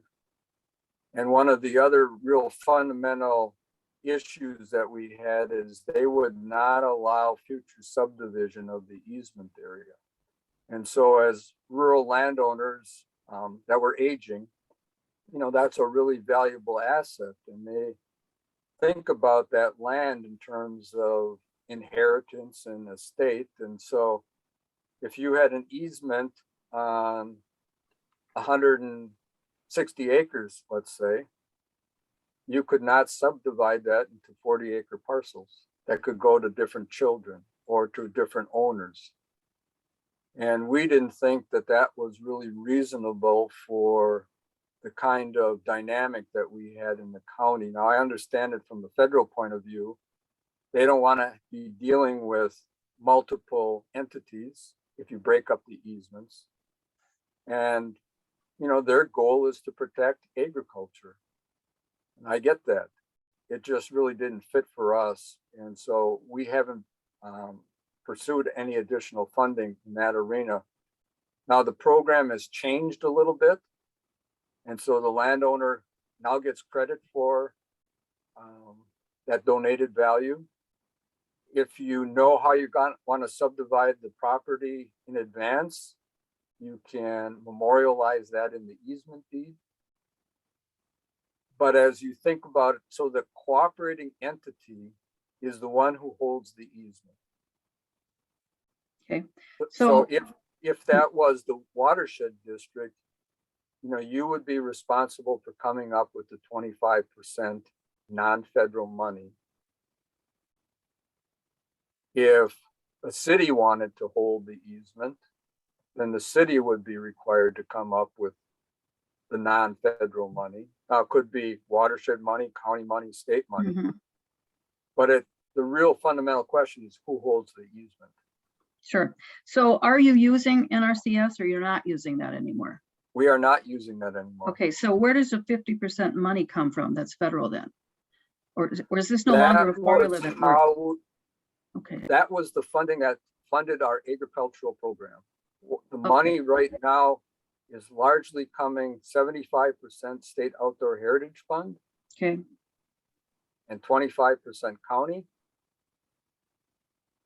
And then a lot of our park and greenway, that's 75% Metropolitan Council and 25% county. Mm-hmm. And you've got, I'm not sure if you have any regional facilities. If you think about Chisago County, they are part of the outstate regional park system. So there may be some opportunities to tap into that. Mm-hmm. Okay, did you have any, the headwaters of the Vermilion River you mentioned was in your county. Was there any additional funding available for that development, or did you even look for it? That particular project was interesting because we had state funding. So that was Environment and Natural Resource Trust Fund money, LCCMR funds. And that was part of a Vermilion River corridor plan that we had gotten funded to look at how should we think about managing the Vermilion River from a water quality point of view, from a habitat point of view, and from a recreation point of view. And we had funding available for land acquisition. In that particular case, the Fair Board had run a budget deficit. And so we were able to sort of make them financially whole, and they sold the easement to us at half cost. Okay, nice. All right, thank you. Very, very nice plan, by the way. Very impressive.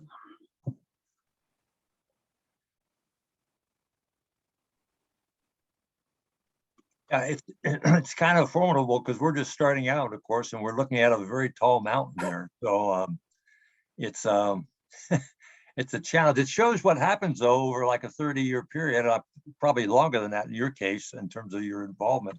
What can be put together, and by learning and trial and error, et cetera, what it finally turns out to be in terms of not only results, but in the process and the procedures that you've established and learned along the way. So I don't think we expect ourselves to jump in with both feet right now, but we need to figure out a way to get started. Do you have any suggestions on that on a smaller scale? Sure. Well, Well, we I picked know out you- some areas. I know you have, and you have the advantage now that you now have tools that we didn't have at our disposal back in the day.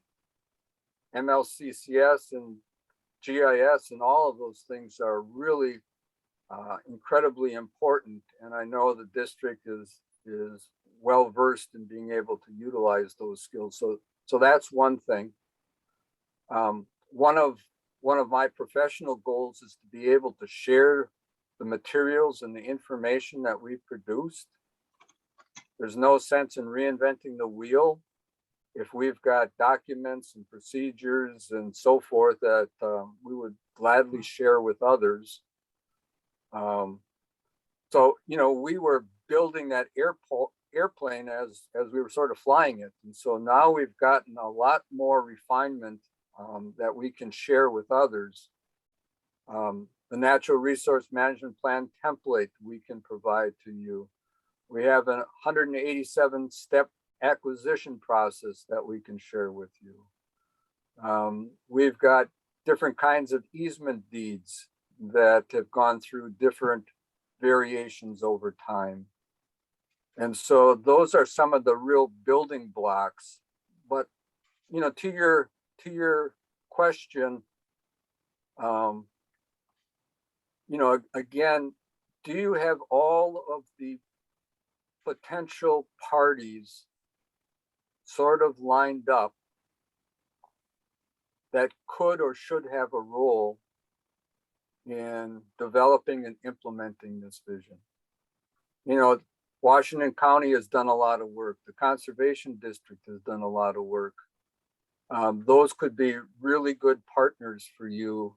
I know you've been working with the cities, but are all of those things kind of lined up? Do you have the relationships with the right people in those jurisdictions so they can take ownership and they can be supportive of you? And then really have that candid discussion about who does what. You know, who does the acquisition? Do you contract with somebody else? Does another governmental entity do that?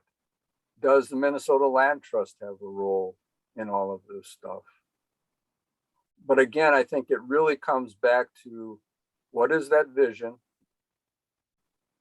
What are the pieces that you think are necessary to achieve it?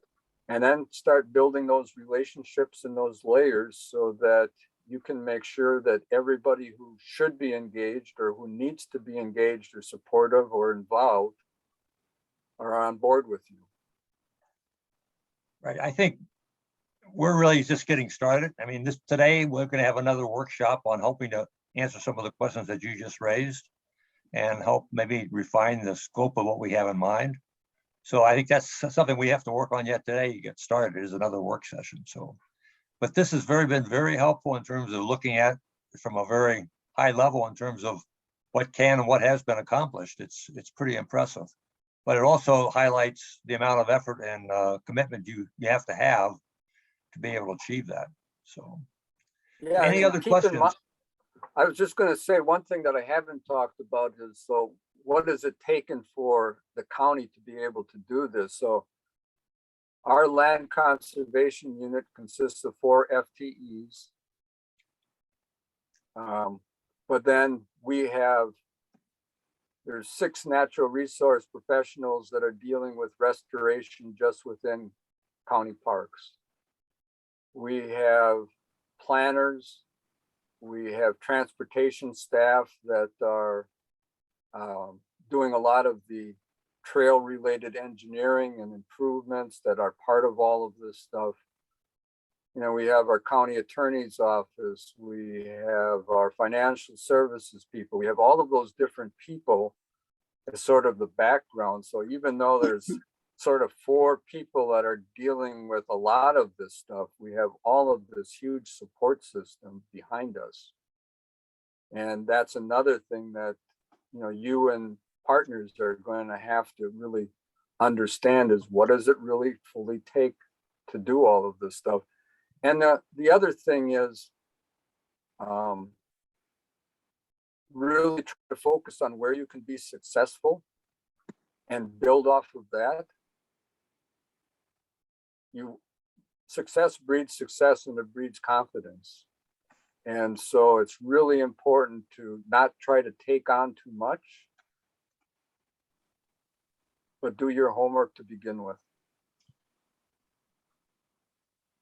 Okay, good. This is Jackie again, unless somebody else wants to talk from the board first.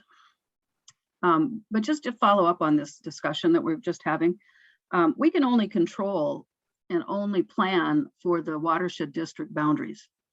And you were giving your population in Dakota County. Chisago County is barely over 35,000 people in the whole county, and it's a big county. So very little is going to happen compared to the scale that you have. But the scale that we have is 49 square miles. Right. And that's what we have to worry about. And we have to be concerned about also following the statutes. We don't have that broad authority that counties have or local municipalities have. We have very specific legislation that gives us our marching orders, basically. But we do have control over the surface waters and setting the guidelines that all of the communities follow. And so in that respect, we can lead. And when you look at it on that scale, I'm not as frightened at tackling this. What you've provided are tools, and you mentioned a number of them that we didn't have. And so if we can utilize this toolbox that you've just introduced us to, the forms, the processes and procedures and all of those things, we can adapt that to our use. And that's saving a lot of time and energy right there. But we've reached out to all of these folks that are LGUs within our boundaries, and they're all supportive of this idea. But we have to keep it within the guide rails that we have under law. And that's really the Sunrise River. And so we think we know now where the headwaters are. That maybe has to be refined a little bit, but it wasn't visible anywhere. DNR didn't have it. The Army Corps didn't have it. So that's really the starting point, and that's the system that connects everything for us. And if we keep it just to that scope and keep the conservation scope that we have, it's not just water, but the ecosystem surrounding those waters, I think we're going to make great headway. We have the One Watershed, One Plan concept. We're in the Lower St. Croix. That's very new. But we've got that partnership then where the Sunrise continues into, so that partnership can get involved. But yeah, I think we've got some really, really wonderful tools to use here. And if we keep it within our scope and within our guardrails, I think we're gonna be just fine. It's when we try to get beyond that. And it's going to be difficult, like I said, in Chisago County. Washington obviously has more revenue coming in. They also have more people, more business. And so they've got a good system, I think, already. But we can introduce them to some of these if they don't know about them already, because I think that would help in Washington County tremendously, some of the things that you've shown us today. Yeah, I think one of your last points was probably a key point for us, and that is to do your homework, but don't take on more than you can handle. And whatever you do, make sure you build off of some initial success. So that means we have to set some priorities within that Sunrise area and build off of, our first successful attempt and go from there. So, and that's what we have to talk about today, I think, is really setting some priorities and deciding what we're going to do and where the emphasis is going to be. And then once we decide that, we can begin to move forward, utilizing, as Jackie suggested, all the tools that you people have developed where they fit. So again, we thank you very much. It was a very thorough presentation and we appreciate the time you put into it. Thank you, Al. Any other questions or comments? Anybody from ER or anybody else? If not, then we can want to move on, I guess, and give it back to Emily or Mike or Kevin, whoever's going to lead next.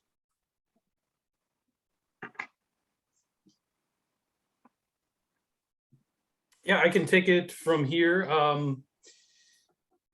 We've got a little bit more for you. And like I said, we'll culminate with some direct questions from the board and attempt to garner feedback. So one of the things that Mike and I want to do on the heels of Al's presentation, which again, I thought was phenomenal. As you can see, you know, Al certainly has tremendous amount of experience for this, and it's such a luxury to be able to tap into that expertise. On the heels of Al's primer, Mike and I wanted to talk about, you know, what is the applicability to the unique landscapes of the Watershed District. Then we'll talk and surmise a little bit about the work that's been done to date. And then lastly, hit on these questions. So I'm going to share my screen again here and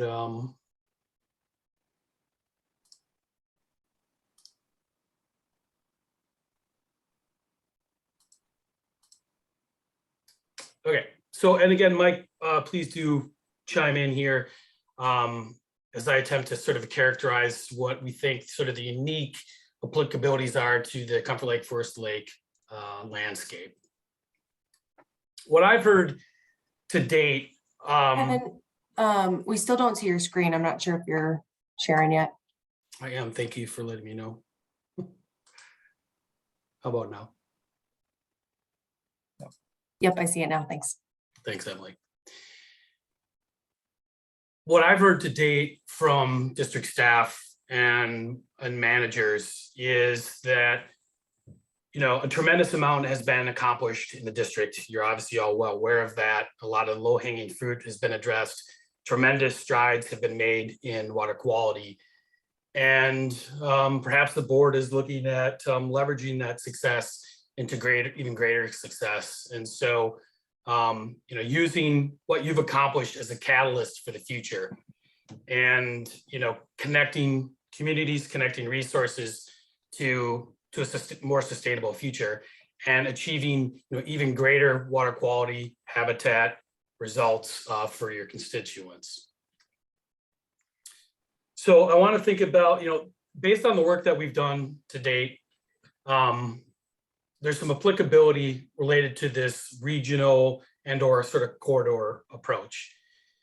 And this regional corridor approach is kind of necessary to elevate a couple things.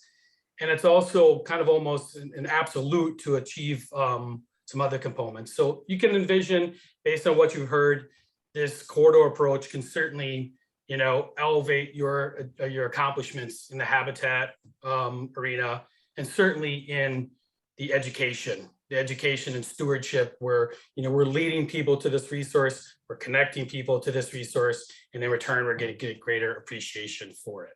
Can we stop right there for a minute, Kevin, if you don't mind? Can we go back to the first picture here and then let's talk about what you mean by connectivity. Is that what you mean by connectivity? Is pathways and walking corridors from the end of this beginning of the sunrise up to Comfort Lake and beyond? No, not necessarily at all, Manager Anderson. And in fact, you've hit on one of the very questions I want to sort of pose to the board is, frankly, whether there is a literal trail involved in any of this. Is there a trail involved in some of it? Is public accessibility and utilization even a part of the equation? So perhaps this image is a little bit misleading to some degree. I mean, connection in a metaphorical, you know, kind of sense, but it could be a literal sense. So we will hit directly on sort of, is recreation, you know, a part of the equation as the board sees this opportunity currently? Well, I can tell you from my perspective, this is just my opinion, this was never part of it. We don't have that. We don't have that capability anyway under our governing statutes. It was the ecosystem of the Sunrise River and the ecosystem of our surface waters.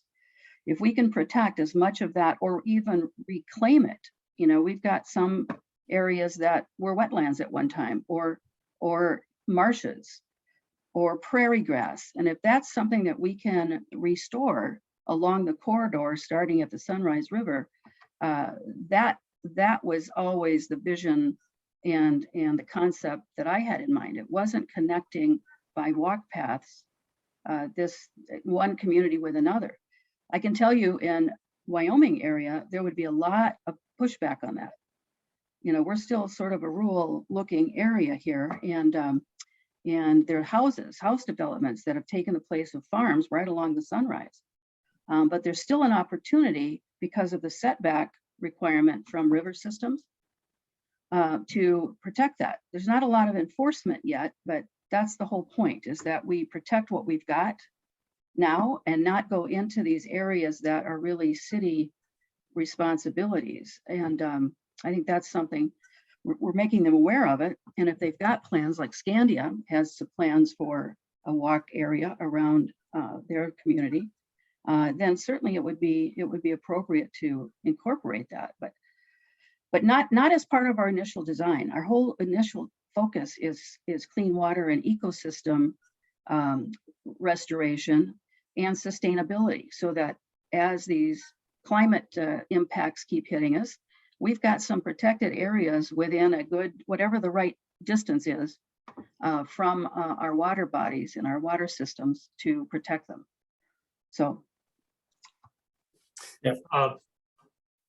Manager Anderson, Board of Managers, part of the reason why recreation is in here at all yet, and is because we have approached, you know, the local government units, and some of them have interest in recreation. Mm-hmm. And that's fine, but they'll pay for it. You know, it's not that it can be incorporated, but it's not our focus.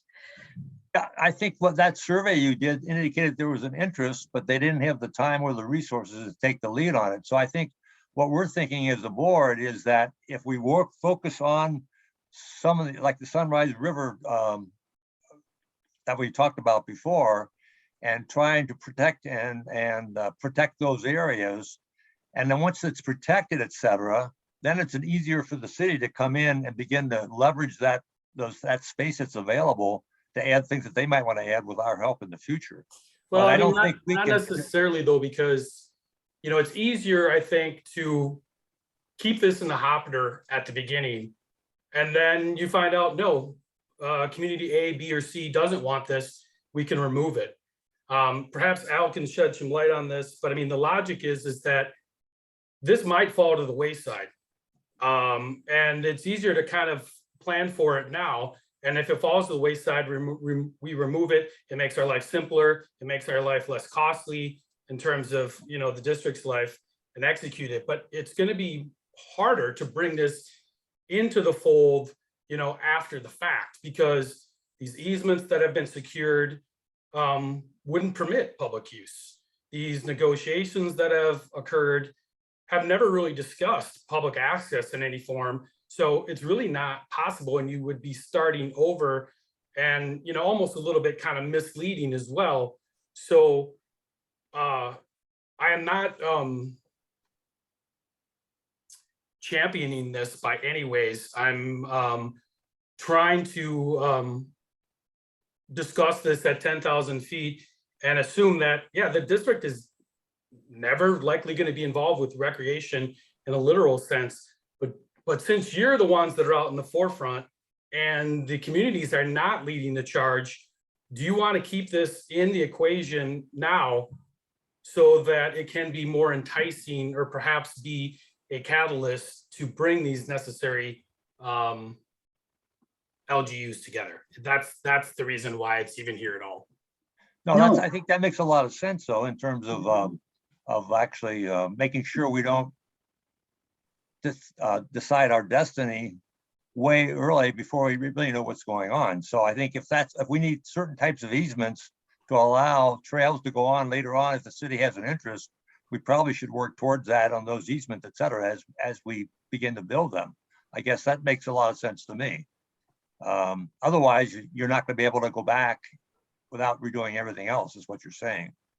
But I think, maybe we should get to we've got 5 areas we're looking at that are all interconnected today around the Sunrise River. Maybe we should talk about those and what has to be done. And I think the idea of having the capability of doing this in the future is something we do want to protect. And we don't want to exclude that too early on and then not have the opportunity in the future. Maybe the board should comment on that too. Jackie, how do you feel about that? I heard what he's saying now. I don't think that we should be even wasting 1 minute of time discussing it, because that's not our legal charge. And so we need to really stay within our boundaries. We're letting our LGUs know about what we're doing. And if they want to piggyback onto that, or if they want to come in with us, certainly we want to encourage that. But we're not going to go out there and drive that point. We're going to make them aware of it, but we have to stay focused on what the law says we can stay focused on and we can actually lead on. Well, what And kind that's, of engagement? and that's conservation and protection and restoration of public waters. This is Chris. I'm just wondering, what kind of engagement are we looking for the other LGUs? Are we just asking for their blessing to go ahead and do what is within our scope, or what type of unity are we looking for? Or I mean, to kind of piggyback on what Kevin said, the thought of using things that are outside of our jurisdiction as a way to bring together support for something, even though certain entities have, various jurisdictions and outcomes, it kind of all plays on one another, doesn't it? Well, I think we should go through, we got new board members. We should go through what we heard the partners tell us. So I thought you were going to review the background of this so we all have the same information. Because right now, Jackie and I know what the city and so forth, what their position is, but I don't think you've seen that information yet. You or Doug. So I thought we were going to go through that background and then look at what the options are that we're looking at. And are there any other options that we want to consider to either expand that base or work with what we have today? It gets down to a question of options we have, I guess, and that will just define the scope that we will get into, whether we're going to be narrow or much broader. Al has his hand up, Steve. Yes. I can't see Emily, can you see the hands? I cannot see the hands here on my I screen. didn't see the hand either. I just raised my hand. Yep. Oh, physically. He had his finger up, I saw it. If I might, this really gets at that fundamental question is, can the district within its own resources do everything that I've attempted to lay out in order to achieve this water quality and conservation vision of an ecological corridor? The flip side is, can or should it be that other people would be involved in doing some of this work, that the district focuses on its water quality mandates and so forth, but that you have the other partners be equal partners or take the lead on some of this other things so that other resources can be brought into this project in a way that would not be either affordable or doable by the district. That's really, I think, a fundamental question here is this going to be a narrower focus, basically led entirely and implemented entirely by the district? Or is there a broader approach that may or may not include recreation and so forth to allow you to accomplish what you want to do without having to devote as many of district resources and time and money to accomplish? That's, I think, a really key question and discussion point that the district is really going to need. Our experience is that we cast a broader net to make sure that we get the water quality that we want, that we get the ecological and the habitat protection that we want, that we get the sustainable and compatible recreation that we want, because the reality is the vast majority of the general public is going to be focused on that and not the other kinds of things that are more conservation oriented. People are in it in terms of how can they use it, how can they enjoy it. Now, if you're not depending on them for support or for possible raising taxes, well, maybe that's not an issue. But if the district thinks that it can accomplish all of this stuff by itself without utilizing the other entities that are out there, that's a whole different direction than the way that we've approached it and that others have approached. I should say that, you know, when Metro Greenways got started, it was really more ecologically based. It wasn't really recreationally based. And when we started involving the communities, it was very clear that that was not going to go anyplace, that you had to have a recreational component to get buy-in from elected officials and from citizens in order to be able to move this forward. And so these are really difficult, nitty-gritty questions. And back in the day, we didn't even have the regional park agencies wanting to participate in the Greenway initiative because they felt it would be competing for limited resources. Well, we now have a new reality with the Parks and Legacy Fund and Outdoor Heritage Fund and Clean Water Fund. And the parks agencies now recognize that they really do need to pay attention to the ecological aspects of their systems, whereas they were more focused on the recreational components. And so I think these are really important discussions at this very key juncture of how you want to approach this. I think that's a key point, and I think the answer is probably fairly obvious, I think, but maybe we should go around and just get some feedback from the board on that question that Al raised. Well, do you think that we're prepared to do that today? We've got 2 new members that are just soaking up this information for the first time. So if they feel ready to do that, fine, but I don't know if it's fair. Only they can tell us.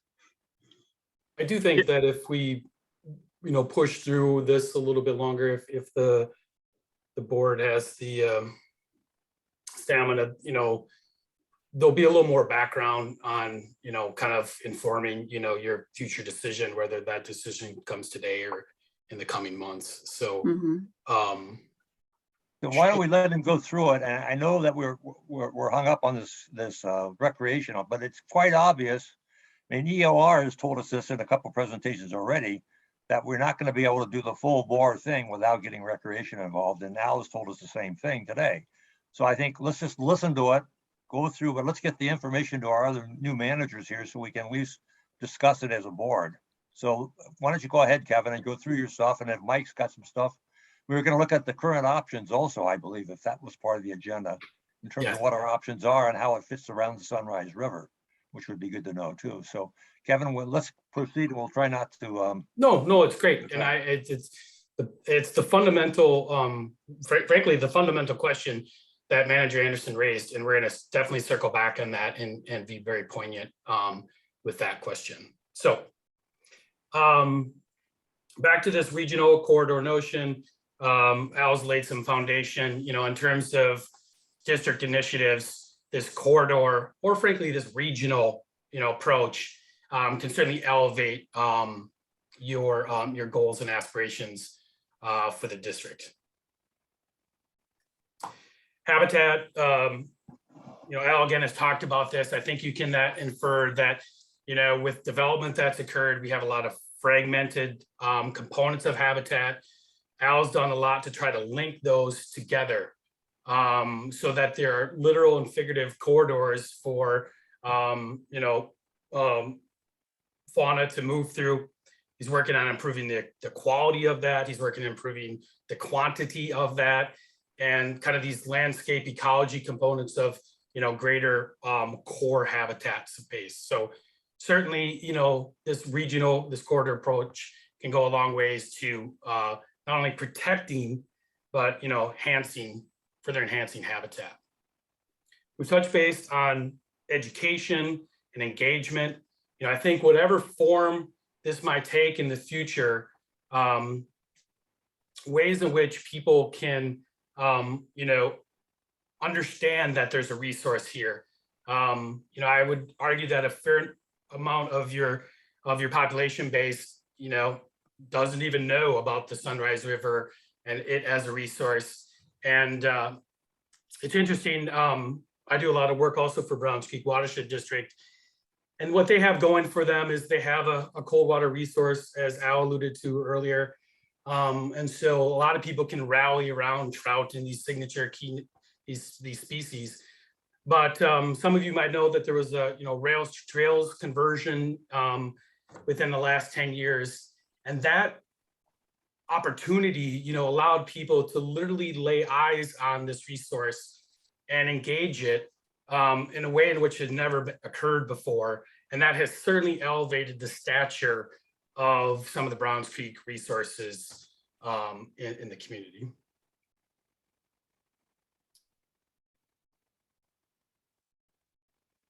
We are dealing with a very drained landscape. It's on President Smolta's question about, hey, we've identified these capital improvement projects which may potentially be part of a corridor.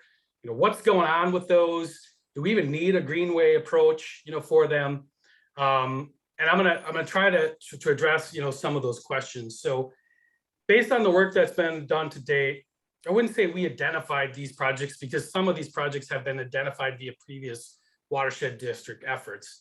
But there are a number of, let's call them opportunities out there that are large projects, both in terms of potential cost and impact, because they involve multiple property owners. And part of the reason why they involve multiple property owners is because this region is rather flat. It has been well drained. And when we start to think about water quality returns from these and restoring the hydrology to these landscapes, that has implications far, far upstream. And it starts to touch multiple different parcels in terms of impact.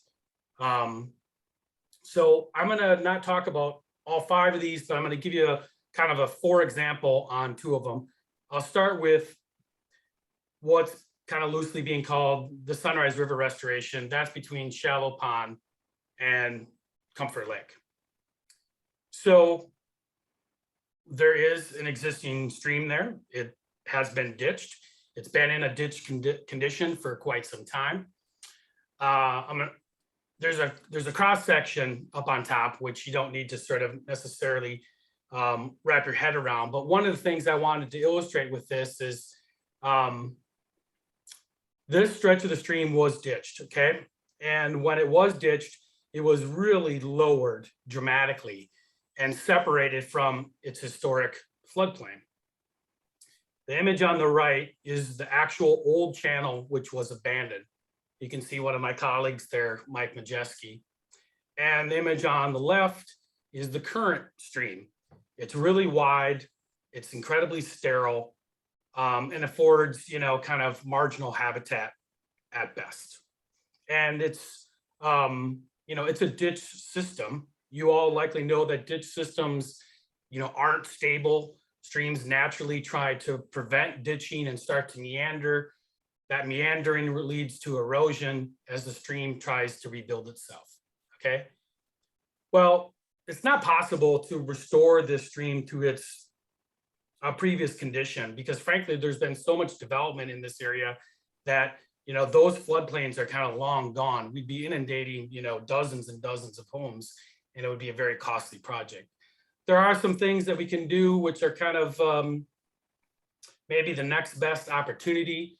We can start to mimic some floodplain. I've got a graphic up here. This is borrowing from techniques from agricultural systems. And how can we get in a little bit of floodplain into the system? This happens to be a two-stage ditch idea.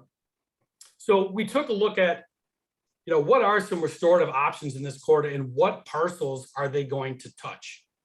And in this particular instance, it's going to touch, a lot of parcels that exist there now. And this graphic, so, all the parcels that are in this white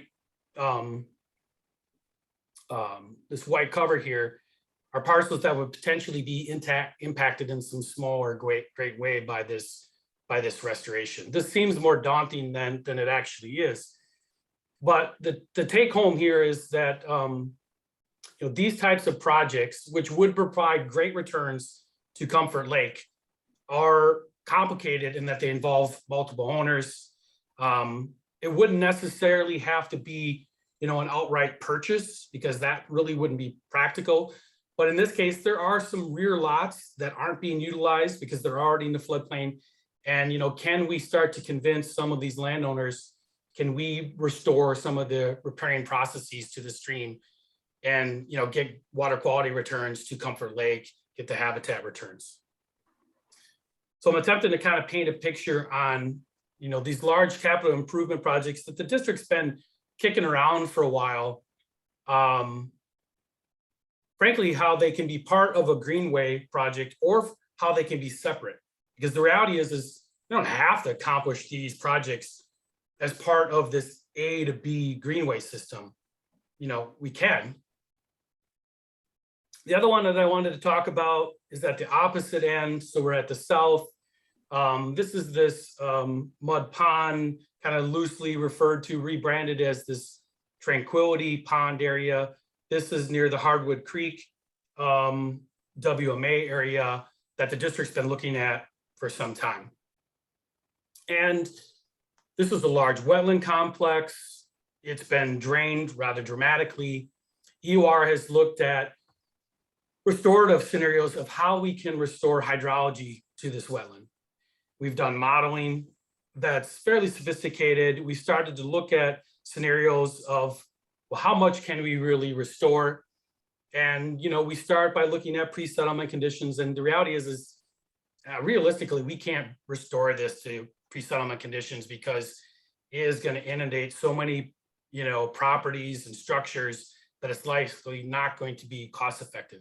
But is there a sweet spot where we can get some water quality returns, we can get some flood reduction returns, and really minimize, the impact to the surrounding properties? So we've done all of this work for all 5 of these quote unquote capital improvement projects. We're looking again still here at this Tranquility Pond, which is outlined in blue.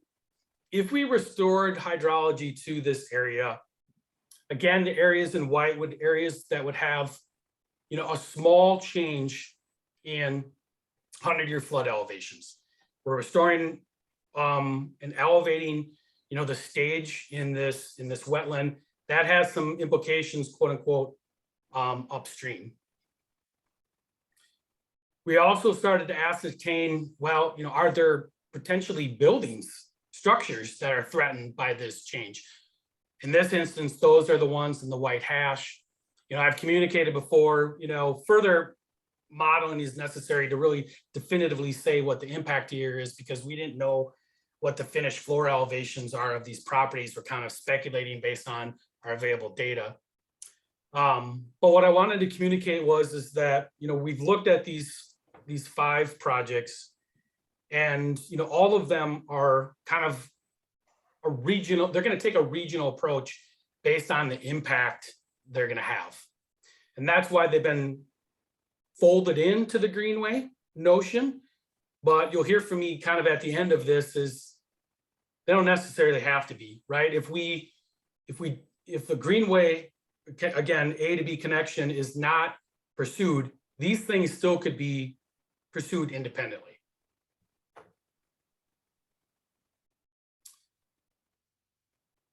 I have been rambling. I've not allowed Mike to talk, but Mike, maybe this is a decent opportunity for you to pipe up and sort of reiterate what you think, the applicability of a greenway notion is for the Watershed District. This is Black Earth Creek. This image is from Black Earth Creek in Wisconsin. We're working.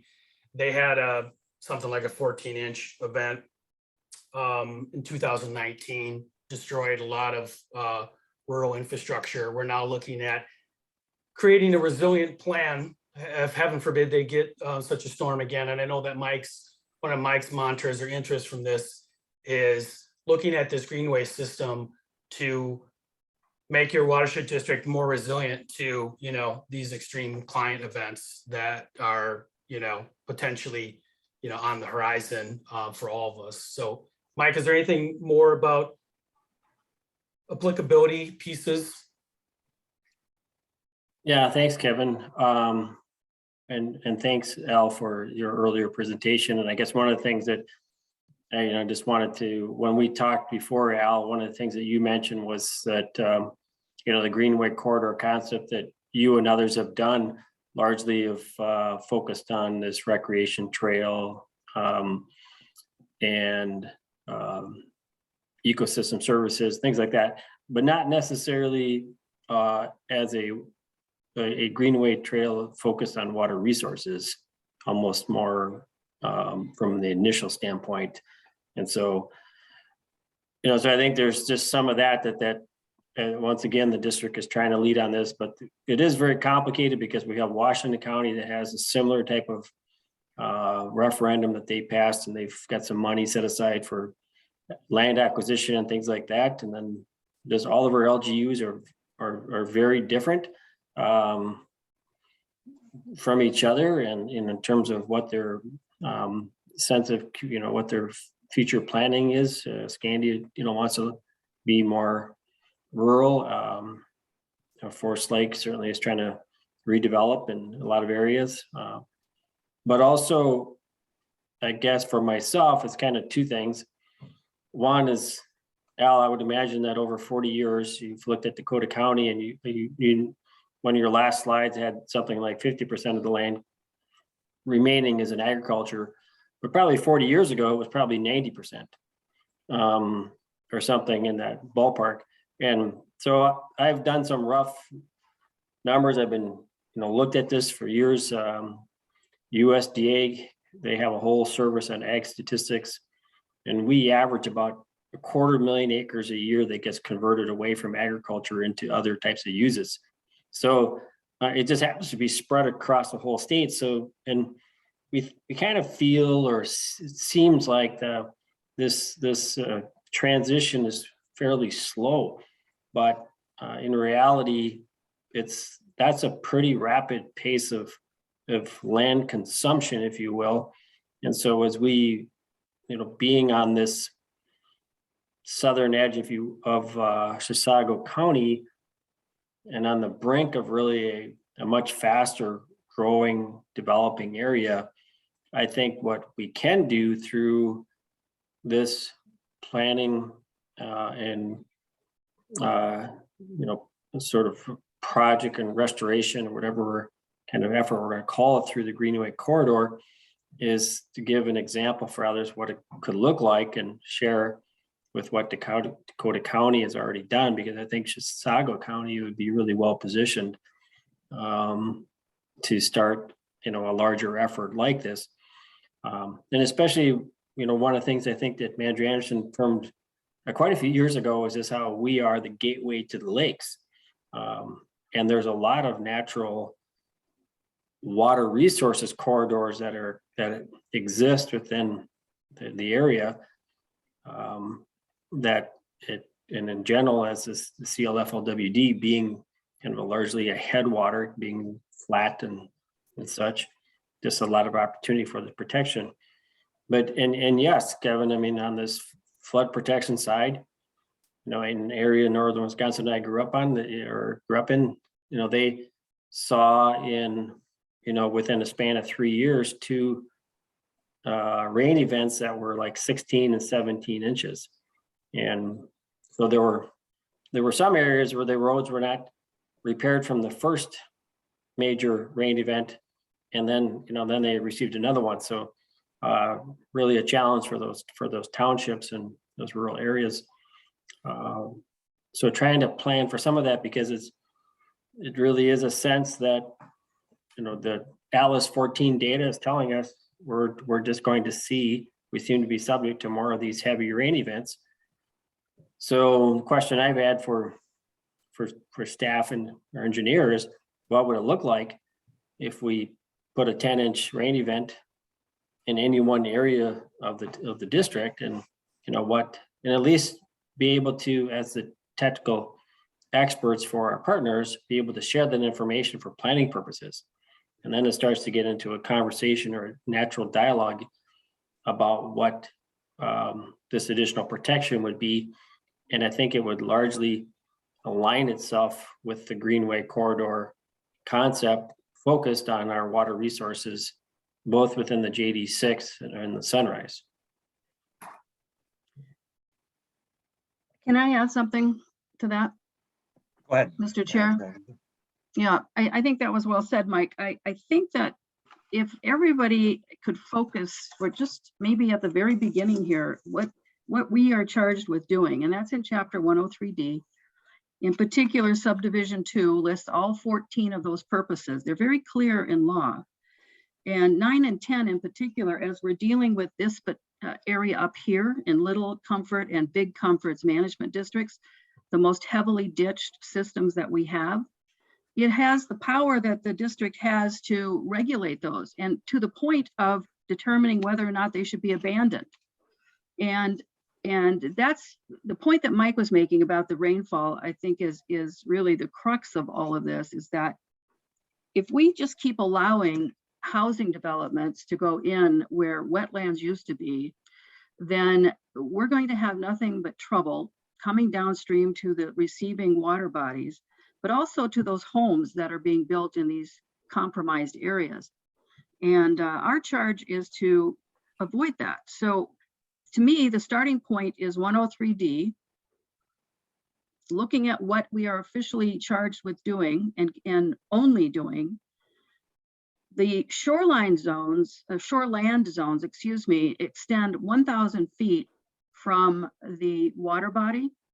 And that's true of any city or county, because it's a state standard for planning. And I don't know what the river zone is. I think the setback from a river is 100 feet though, and that's on each side.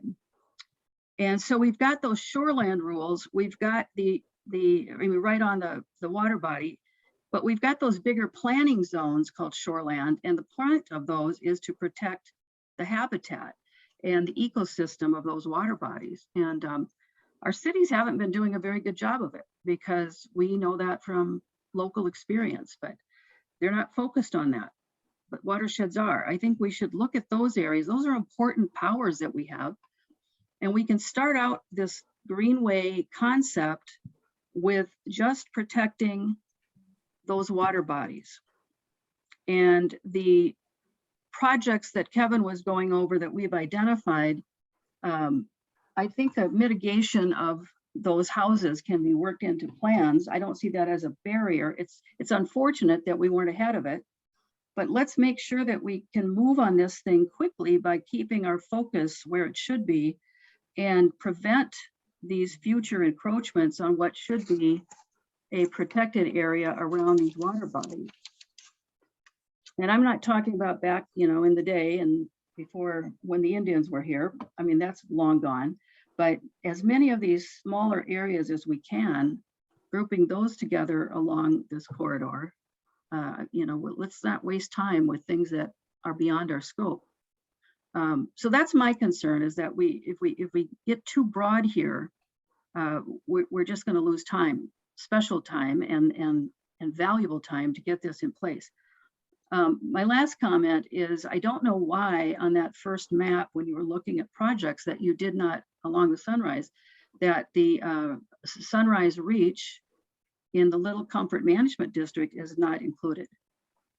Now, we still have vast areas of open space there. That would be the easiest one, I think, to incorporate. But we've got a stretch of the Sunrise coming in to Little Comfort.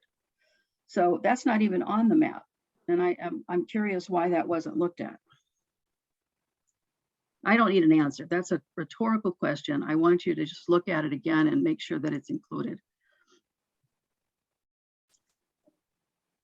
Manager Anderson, President Schmaltz, just a quick answer on that though, is that we have the H&H work done for that other area. We've, in fact, staff and district engineer staff had a pretty lengthy conversation this morning on this other topic about the things we need to get more of that information to bring something forward in there. And we look forward to bringing that to the board soon.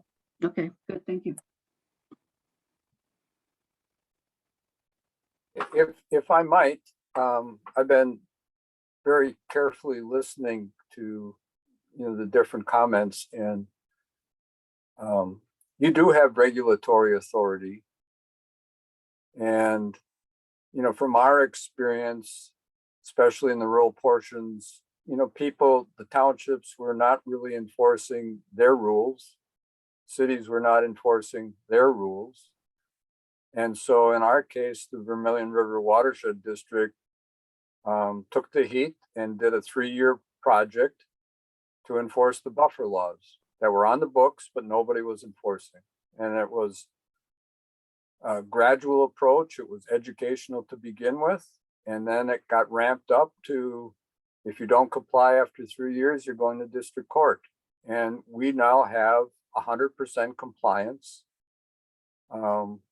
Wasn't easy, but we've been able to achieve that over time. But it took sort of a gradual but a distinct decision that we're going to enforce the rules that we have at our disposal to help achieve our mandates of cleaner water quality. And so I think no matter what happens, the district should enforce those rules that it has the authority to exercise. So no matter where you go, I think that's really an important aspect of this going forward.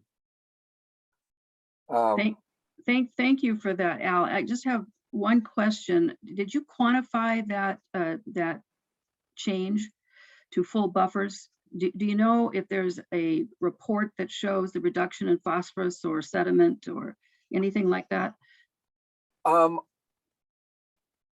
I think there is, but I will put it down and I'll ask the JPO if they have anything on that. Good, thank you. That's a great story of success. Thank you. Then secondly, one of the things to think about is you would have access to a lot more state funding if you have easements in place. You cannot use that state restoration funding unless you have that land permanently protected. And so if that becomes an important element, then sort of the easements or fee title, becomes the forerunner to being able to then do the work that you're describing. And, it gets really complicated with that initial one where you're thinking about the 2-stage ditch going into Comfort Lake with all of those little landowners. We did something similar to a golf course that was existing adjacent to Lebanon Hills Regional Park.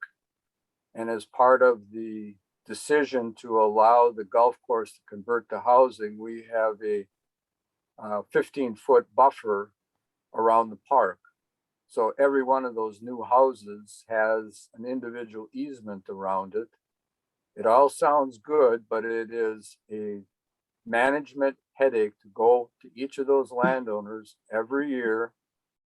They put decks, they put gardens, they put sheds and so forth on those easements.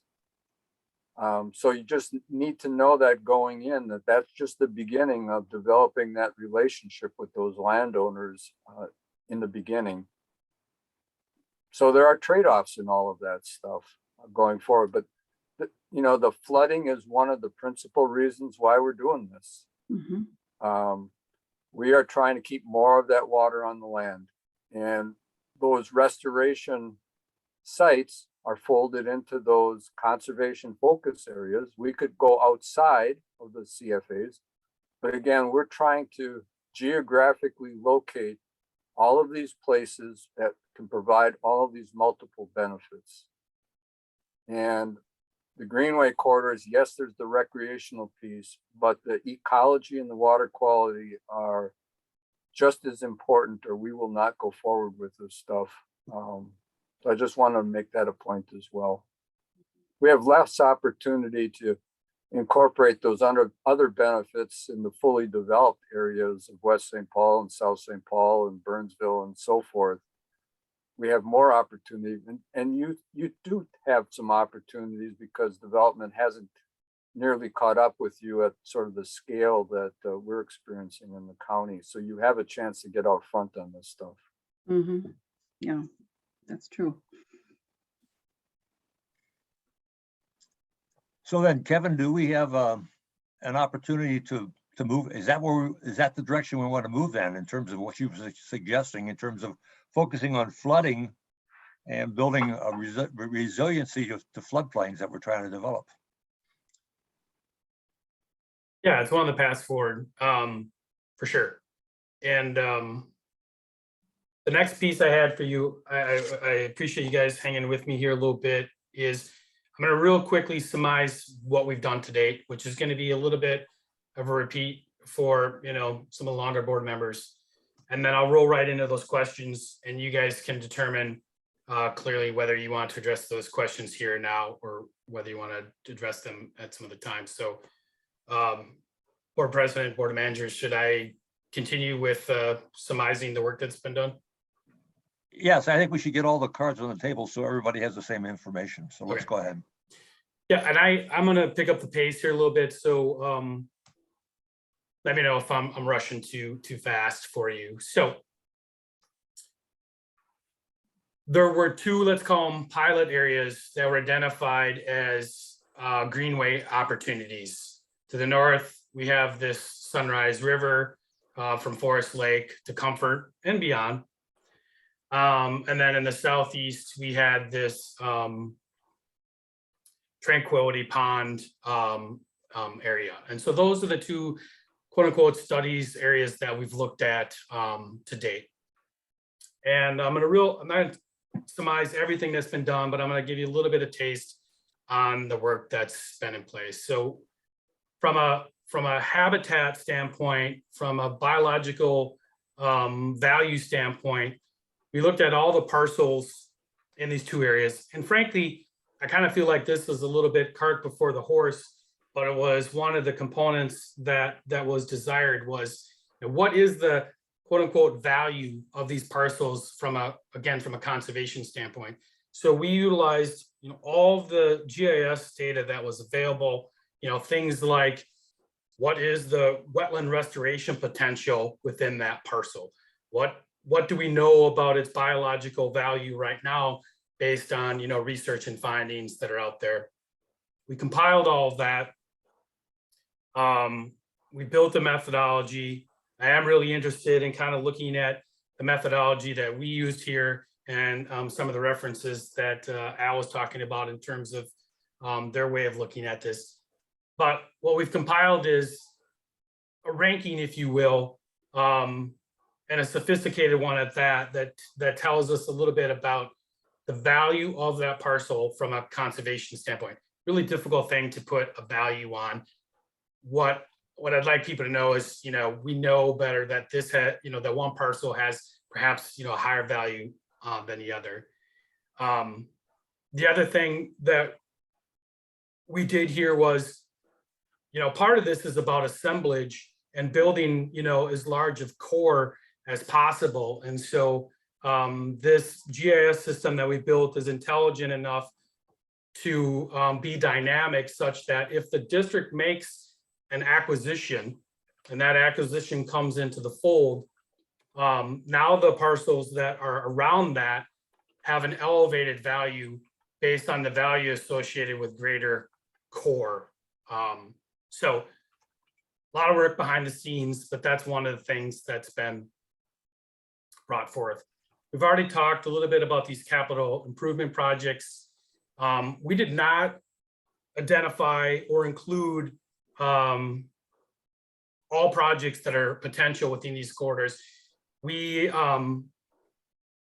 identified a handful of them that certainly maybe had a regional or a Greenway component to them. And, you know, we're studying those from a Greenway perspective. So this does not include all projects. We schematically came up with designs, and then we modeled those schematics again from a floodplain standpoint is, you know, what would happen on the landscape if we restored the hydrology in this way, what parcels would be impacted, you know, what would be kind of the takings associated with that project. So we've identified those parcels and have, you know, not an understanding where this is shovel ready, but enough of an understanding that we understand it from, you know, what's going to be, you know, necessary to tackle these projects. And the other thing we've done is we've layered in the, you know, additional function and additional benefits, whether that's habitat, whether it may or may not include some sort of, you know, public use component. We also did real briefly look at public use in a literal sense. We have talked with, you know, some of the LGUs out there. This was the piece that was of most interest to them, you know, and started to think about, well, if we piggyback on the work that the district is already doing, and Forest Lake, let's say, wants to champion that piece, what do those two things look like if they're combined? Knowing that, you know, the Watershed District is working on capital improvement projects that are associated with flooding and water quality, and perhaps the city of Wyoming is working on capital improvements associated with recreation. What do those synergies start to look like? So we have engaged the local government units, both the counties, all of these cities, and did that in different fashions, you know, associated with COVID. Some of it was in person, some of it was virtual. And basically communicated the work that's been done to date, potentially what the district's, you know, interest is, a little bit of a dipping the toe in the water to see how the local government units would react to, you know, a collaboration like this, or perhaps even, you know, a solely district-led project. There are other entities out there that, you know, could have some potential role in the future. This by no means is a complete list, but, you know, those would be, you know, future discussions should any of these things advance. So here's what we heard from the folks that we engaged. You know, I think that for me, it kind of boiled down to folks kind of saying, that sounds great. Sounds like a lot of work. Why don't you go ahead and champion that a little while longer and come back to us with some more details, because there's not enough here for us to sign on some dotted line with a memorandum of understanding saying, we're going to go forward. We're going to update our comp plan accordingly to, you know, to permit this to go forward. And so the good news is, you know, everyone was receptive. Everyone was, you know, hey, thumbs up. But there are more specifics that they wanted to hear, I think. And that's kind of the crux of like where we're at today is, all right, the LGUs want to know more. What is the more we're thinking about giving them? And that'll lead to the questions here.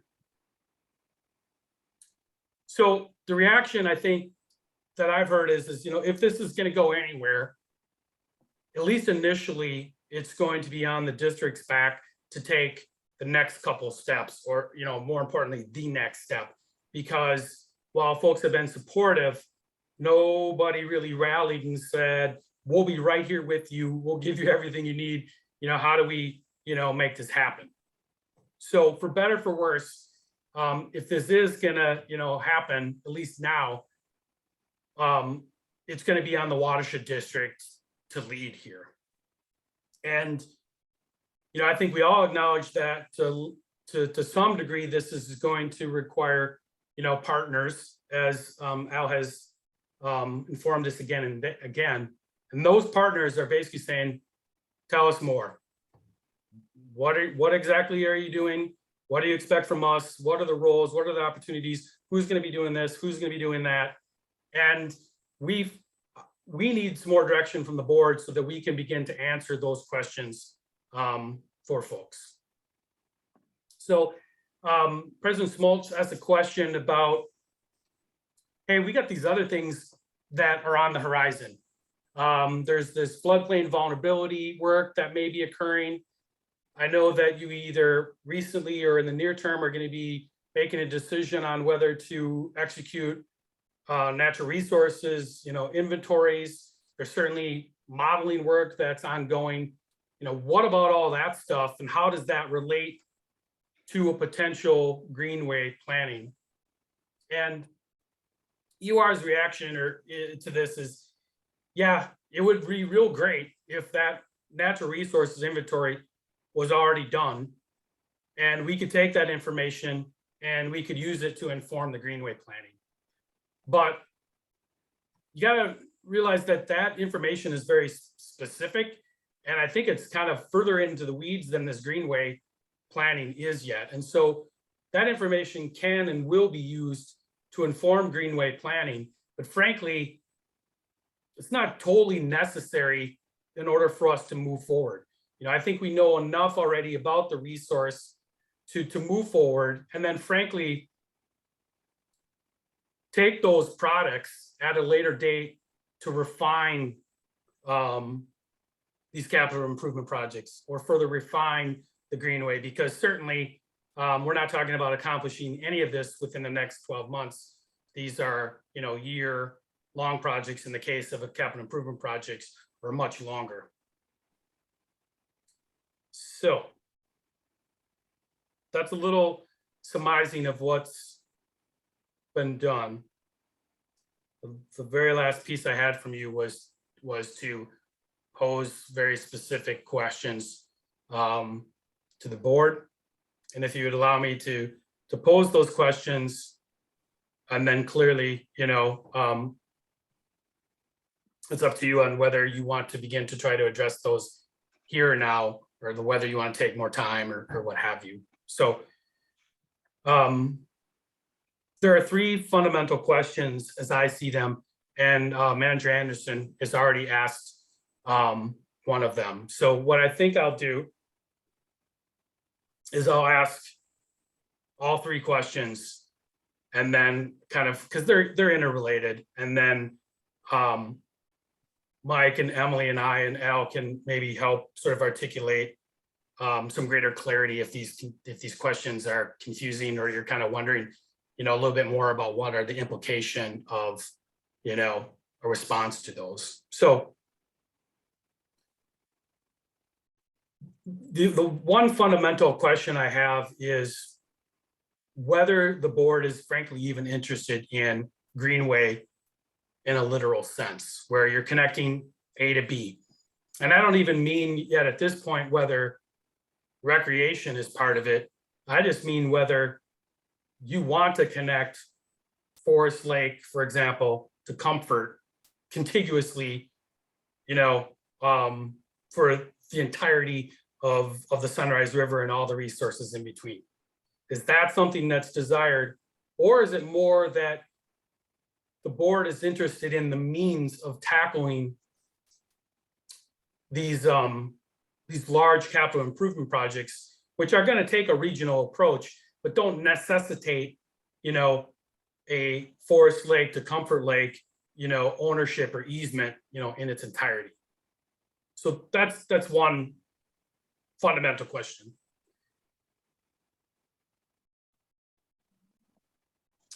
Just reading what this question says here again. Oh, so this question too is at the heart of what Manager Anderson has talked about, is whether recreation is in the hopper at this point at all going forward. I think the board is somewhat made it clear that, yeah, you are not specifically interested in recreation. You don't feel like it's in your purview to execute things. But do you want it to be included at a kind of a surface level so that the LGUs can ascertain whether they want to provide support or not based on that usage? Knowing that it could fall to the wayside because they don't really have support, they're not coming to the table. And if they're not coming to the table, let's drop that piece. And then the third and final question that I have for the board, and all of these things are being asked to kind of inform clearly what the next steps are, right? There hasn't been a lot of progress on this project to date because this has been in limbo. I think the board's wrestling a little bit with what to do perhaps. And we're kind of at this fork in the road and looking for board direction to make additional progress on your behalf. So the third and final question is a matter of where do you want to focus next? And what I mean by that is, do you want to continue focusing in the pilot areas that have already been looked at, i.e. the Sunrise River and this Tranquility Pond, area? Or is there sort of an and/or scenario that you also want to look at this district-wide? And what I mean by that is it's somewhat kind of akin to, Al's perspective of, standing back and looking at the entirety of the county and starting to ascertain, where the assets are and how those assets can be leveraged if we're starting to link them and connect them. And, what are the products of that type of master plan? So in the next steps that you would, if you were to take steps forward, is it an and or either or kind of scenario? So I guess what I'll do is go back to this first question and start from there to see what kind of clarity I and others on the call could perhaps provide to help you make this important decision.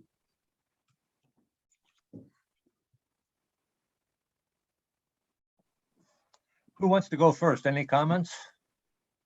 I have a question kind of before the three questions we're trying to discuss, and that kind of goes back to the conversations that were had with the other LGUs. I heard you say that in summary, they gave a blessing, but what were they giving a blessing to? Just the concept of the broad Greenway development, or how much detail, specificity was provided during those conversations when we were seeking feedback from them? Board managers, it's a great question. They had varying degrees of detail that was provided. With, for example, the city of Forest Lake, we had a number of staff there. We sat down with them. We went over a presentation on, what the district was considering, potentially how that could affect them. With Washington County, we had staff online virtually.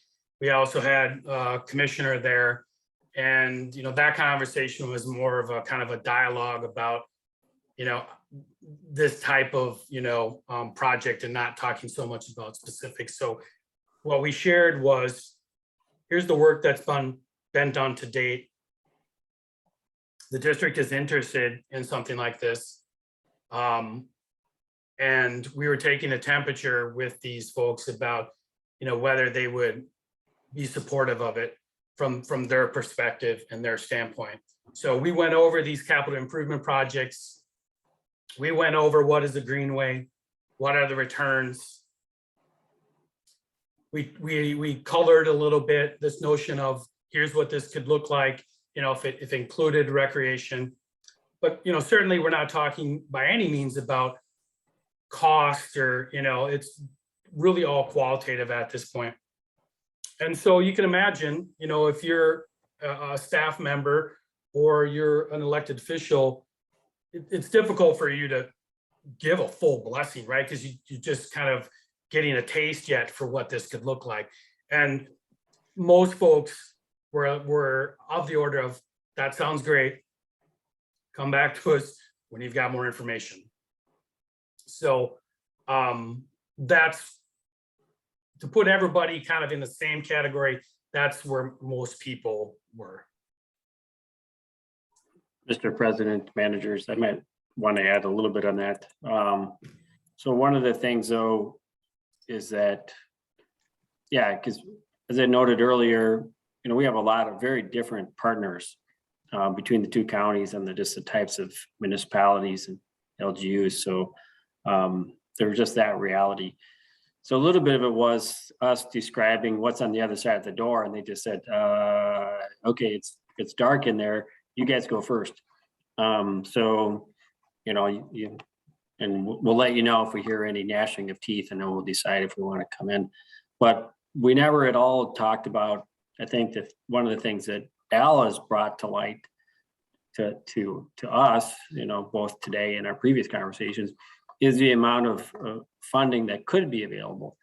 So I see the Greenway corridor really as a means to an end, and that the end for the district is improved water resources, in particular a lot of our wetland functionalities. A lot of these as Kevin has described, we have just miles and miles of ditched wetland systems and hydrology that have been modified over the years. And how can we potentially do some H&H modeling and give it to our local cities or others or even road authorities, and to help them improve some level of restoration in the design as we go forward. So really longer term pieces, but for us to then really develop the technical background and components necessary to even start this. Because I think what we are really looking at is, whether it's that JD6 Tranquility Pond or all of the Sunrise or the Bone to Little Comfort drainage areas, is how do we improve those areas for improved water quality, and at the same time, if you will, produce a natural corridor that has a lot of other functionalities. With that, then it would be a lot easier if we had partners that were on board or packaged it in such a way that we would, bring it forth to the Outdoor Heritage Fund or Lessard Sams or something for funding. Because otherwise it's going to be, a pretty heavy lift for the district to try to do just independent without the department, without some level of partnership. Because I know, Kevin, we've figured it out, or maybe Emily has shared it with me before, the number of wetland acres that we have in the district. And that's not even counting the ones that should be restored or have been farmed. But it's a pretty substantial percentage of the district. So we would be looking at a fairly involved effort, and not that has ever shied the district away from taking on things. Certainly we have done from a water quality standpoint, something that others have not been able to do. And I think that we had a really great staff meeting this morning on some of our future efforts to try to fill the gaps of knowledge and understanding some of these complex interconnected systems.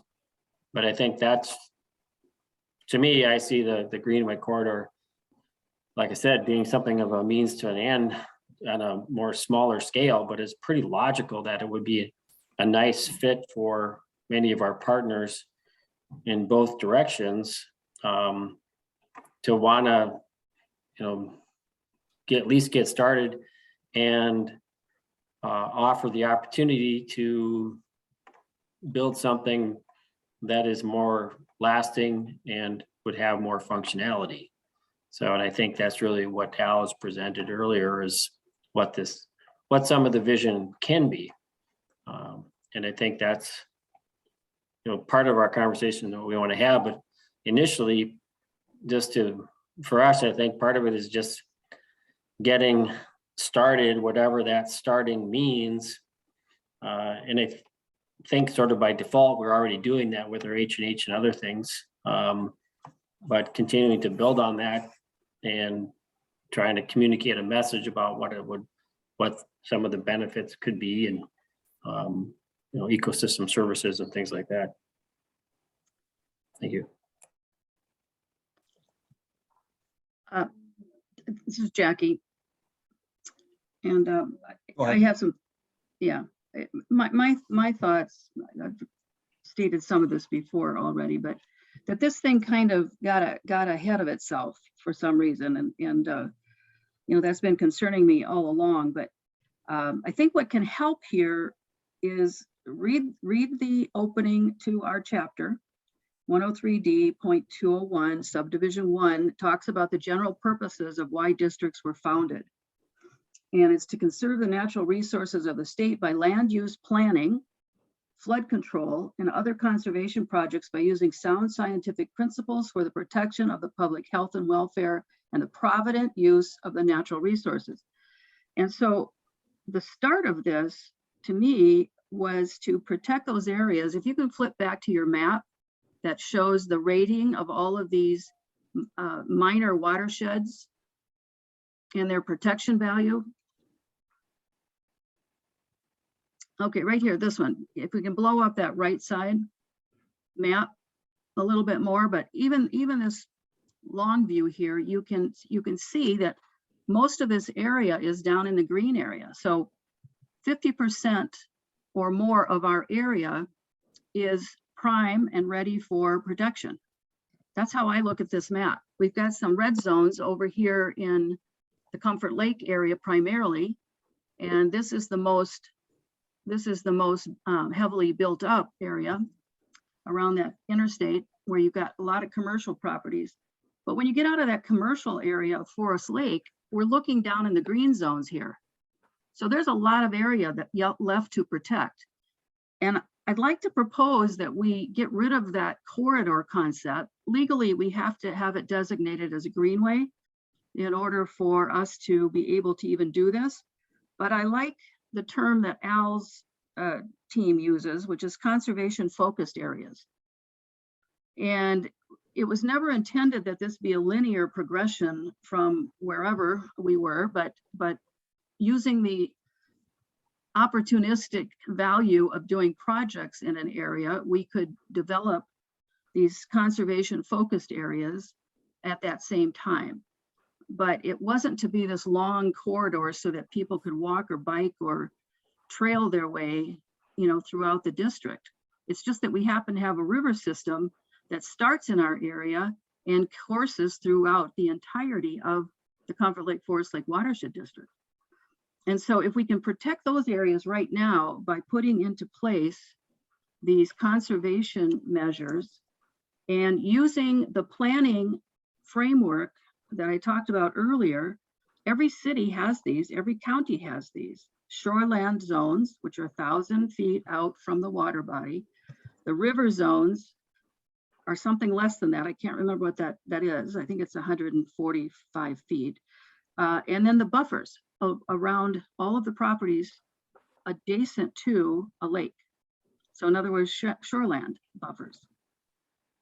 So if we can start focusing on those things, that we can enhance the use of buffers around lakes, because that's going to protect the lake better than some projects that are miles away or not even miles away, feet away. The river zones and the shoreline zones exist. They're not being enforced. And so this would be a way for us to have one more tool to enforce that protection for the water bodies. And if we have to have easements, now's the time to start putting those easements together before there's any more development. But we have those things available. We can always grow this concept of Greenway in the future, but we don't have to start out with the big bang. We don't. We have to start out at this smaller level on the things that exist that we can enhance. And I think if I had sat on, you know, if I was sitting on the opposite side listening to this presentation, this wasn't meant to be the final plan to show them. This was meant to be the initial talk with the LGUs, just to even see if they were amenable to the concept, which they all were. So that's good. But now we need to focus and get something more concrete in front of them. And all of the studies that we're doing, even the ones that we've done to date, have led us to this potential. We know all the information we need to know to get started on this Greenway in the framework that I just talked about. Okay. Yeah, I recall slightly different how we got here.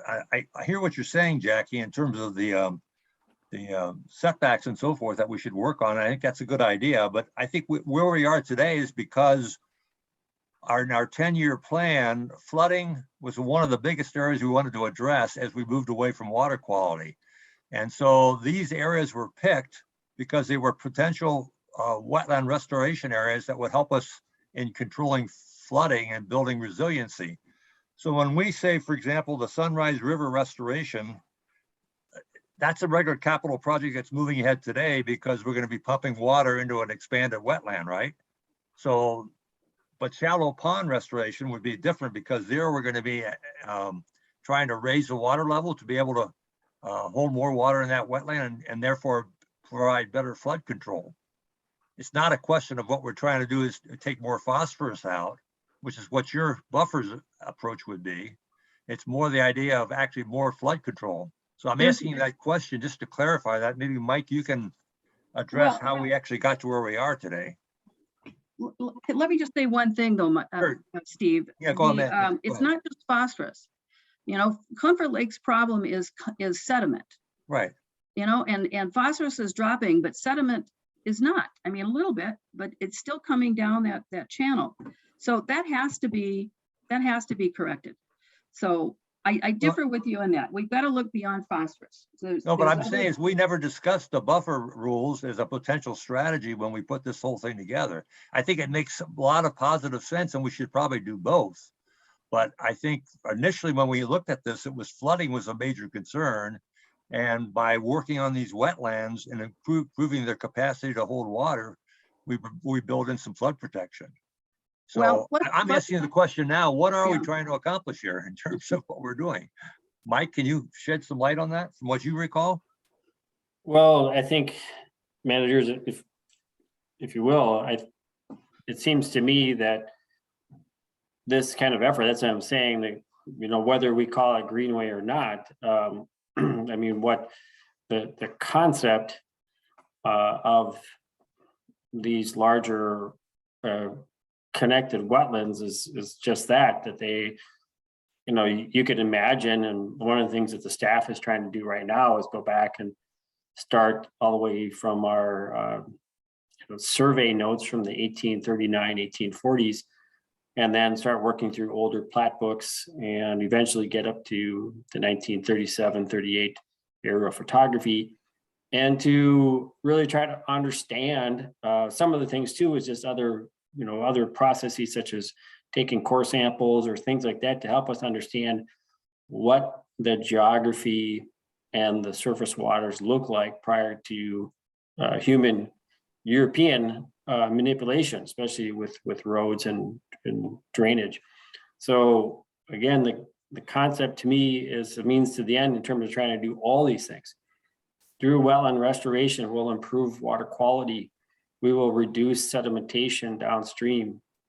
We will improve infiltration. We'll provide more flood protection. It does all of those things at the same time.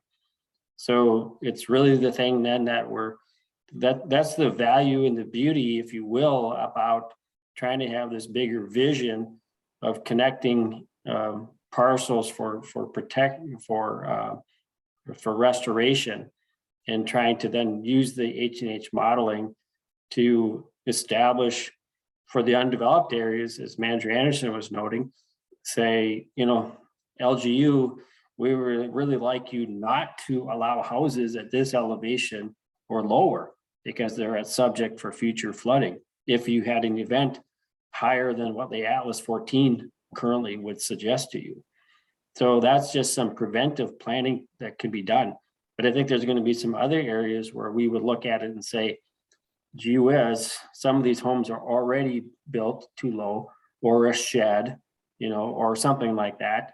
And in order for us to maybe reestablish the historical hydrologic elevation of the water of these wetlands is going to be approaching a landowner and saying we would like an easement.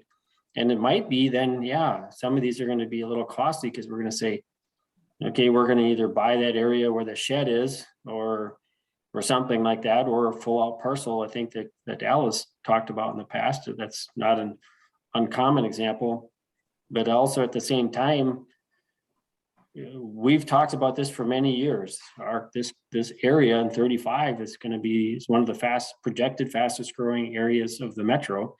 And Manager Taves shared with me something just before the board meeting, and because of the land prices and stuff, the development in this area, in these outer areas, people are kind of already rushing out, you know, past the urban ring, if you will. And now with the way that, you know, with remote work, you know, people are out, you know, North Branch or Santee, or, you know, I mean, they're just, they're kind of looking at it and going, hey, we want something different. And so I just think it's kind of all of those things, in my opinion. And I think that's what really was the whole piece of, you know, just moving beyond just the phosphorus water quality thing and looking at all the other things that are connected with water resources. And that's, you know, reduction of sedimentation, improve filtration, infiltration for groundwater, et cetera. So there's all these things that are really connected. It's now trying to then build the partnerships and relationships to work with, you know, both the LGUs, but also the landowners for either acquisition or, you know, easements or whatever it is that we want to piece together. But it's going to be a long haul. That's for sure. I mean, Al, you know that, and the others, you know, whether, you know, all the national park along the St. Croix and then Nemacolin is taking decades to put into place. And that's kind of our starting point. Yeah, I'm glad you brought all that up, Mike, because when I brought this up during the planning time for our 10-year plan, that was my concern, is that we look at this area that's really rapidly predicted to rapidly develop and try to protect what we can now, because we're going to lose out on that if we don't jump on it now.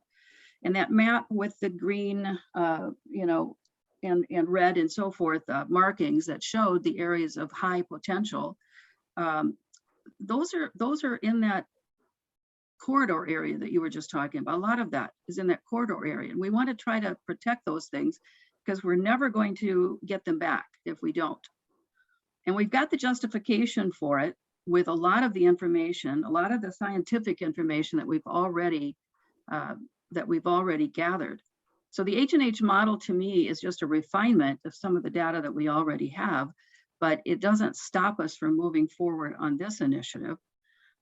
So to me, again, if we focus on the things that the cities can easily implement and change, which is things that they're already using, the shoreline zones, the river zones, the buffers around the water areas, we can protect those big parcels that are currently in their natural state and protect those from development.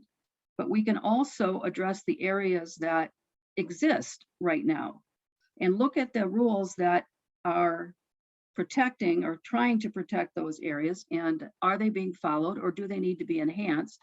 And that's all part of the green initiative. Conservation focused areas. So we can attack it from different ways, but I think this corridor is getting, the word is getting people tripped up into thinking that it has to be this linear thing connecting everything. It's connected in the fact that these are all high conservation areas that have high value for protection because of growth pressures, because of being close to water bodies or river systems. And so that's how I've always thought about this.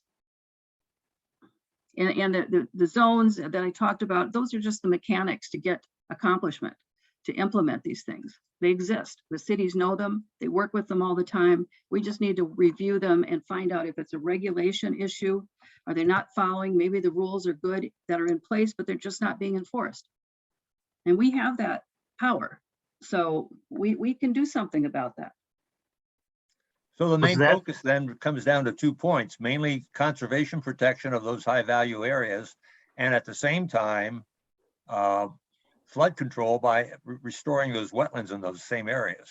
Oh, yeah. Well, I think Mike said it, though, is that Yeah. it has all of those components. You Right. can't just isolate any of these activities to one thing because they're going to have multiple benefits. Groundwater recharge. That was one thing I brought up during the planning process, too, is that we've got those soil maps that tell us in our 10-year plan where these highly sensitive groundwater recharge areas are. Well, we want to protect those so that we don't have problems with drinking water in the future. But just asking a checking question, if we were really interested in flood protection as a primary goal, which is what we kind of set in our 10-year plan to focus on, would we pick these same areas or would it be different areas that we would look at if we were mainly concerned about improving our flood protection efforts? That's a rhetorical question, but Yeah, I think no, we I know picked what you- I these know what areas you're because saying. of the combination of flooding and Mhm. conservation. Yeah, but I think we have the information available to us right now. We don't have to do any more studies for that. Right. You know, we've got the map that I talked about. It's part of Kevin's presentation, but we have other maps or other data that tells us about that recharge and that capacity of those soils to take on more water. A lot of the sunrise areas, especially coming into Chisago County, there was flooding there. We know that. These were wetlands at one time that were farmed, you know, with potatoes and some kind of you probably know better, those soils that can handle those types of crops. So they weren't you know, they weren't the high-end farms, but they certainly were productive farms. But we've got parcels that we haven't used yet, donated parcels that are ripe for doing some conservation work in. And so we're going to have a nice start for that leg of the sunrise. But it's that area that's right along Highway 8's turnoff from 35W on the north side. We have some really nice, high quality wetland right there areas.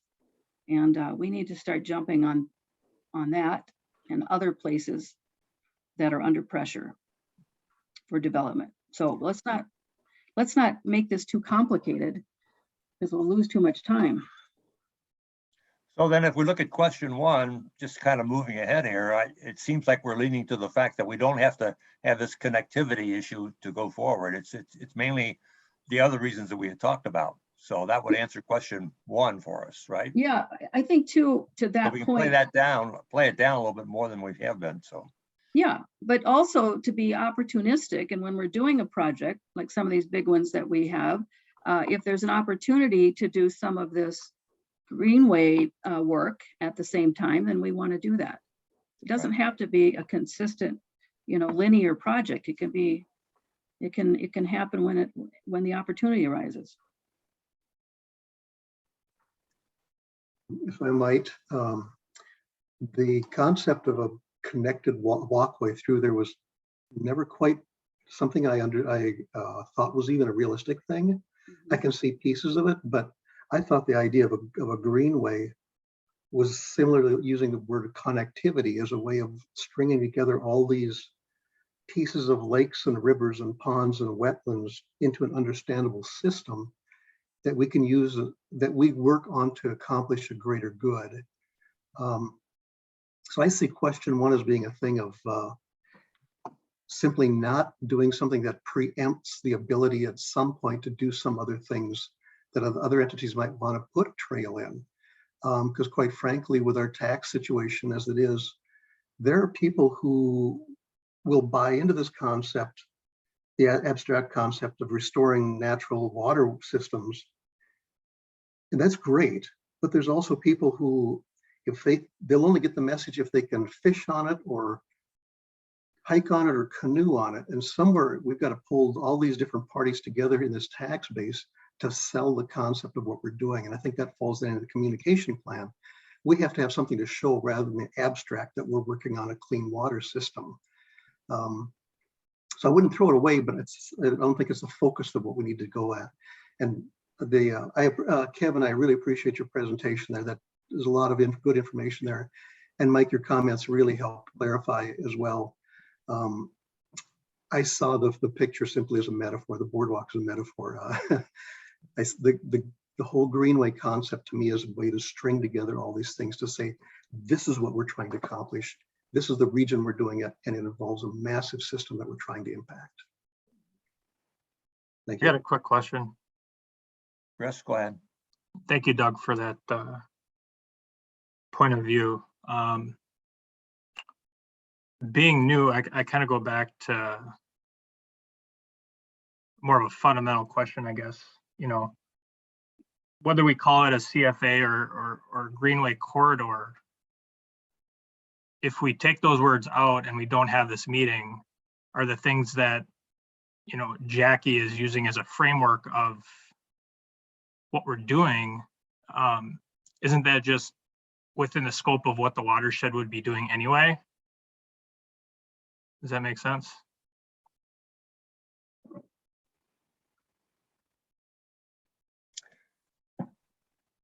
Just from our discussion at the during the 10-year plan, I got the impression that the additional benefit is actually we're protecting those high value conservation areas. We're just not looking at water quality in this case. In other words, there may be other water quality projects we might want to work on that don't have the conservation value. For like WD6 with that iron filter, that's a water quality project of great value, but it doesn't do much to protect the area around it in terms of high value conservation protection. So I think conservation was an added benefit that we wanted to put into this thing, Chris, as I saw it. But Jackie, how do you remember it? Well, I think Chris was asking about the tools of the shoreland zone, the buffer areas around the lakes, and the slopes, the land that's close by. Those are regulations that are in place in every single community. Whether or not they're being enforced and implemented correctly is another question. And, you know, the district has some oversight in that area if they want to use it. And I think we could be looking at those as more immediate ways to get positive behavior changes that would add to the resiliency of our water systems, but also our wetlands. You know, you talk about the dumping, you know, along the wetlands on Forest Lake. Well, you know, have we really looked at that extensively like we probably should be? Because that is doing eventual damage to the water bodies, and it's really close by. Forest Lake hardly has any buffers. You know, that whole big property we just bought, thank God, will be protected. But most of the properties around Forest Lake don't have buffers. Forest Lake started out at, Comfort Lake started out at 50-50 here a little while ago, some years ago, and we've had more destruction of shorelands than we've had in the past, and in the last probably 10 years. And so we want to stop that bad behavior before it gets any worse. And if we can start people on the path to correction, then we're adding to that natural habitat benefit of the ecosystem of all of our waters.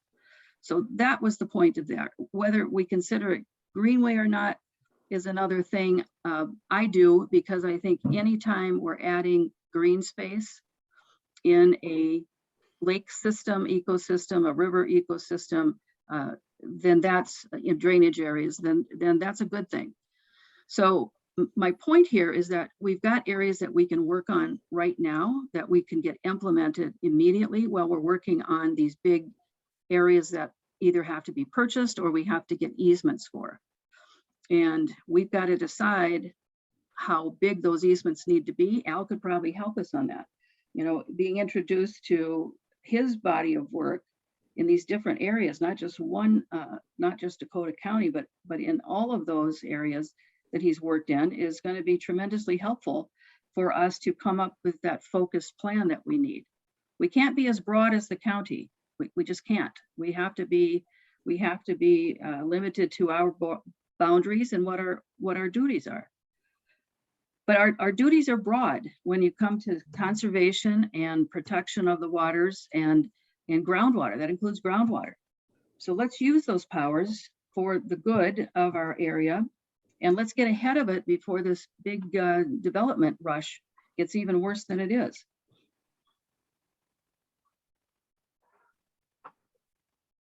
So I'm not sure that answered your question, Chris. I think, you know, as we're completing our lake projects, and then we look at the next 10-year plan, we migrate it through discussions to the fact that flooding is probably the next big issue that we should deal with to protect our constituency. Because, you know, if we get a 14-inch rain, there's going to be a lot of sad people around here. So that's why we decided to move into this floodplain, flood control area. And then we brought in, if there's other benefits like conservation, we should try to do that at the same time.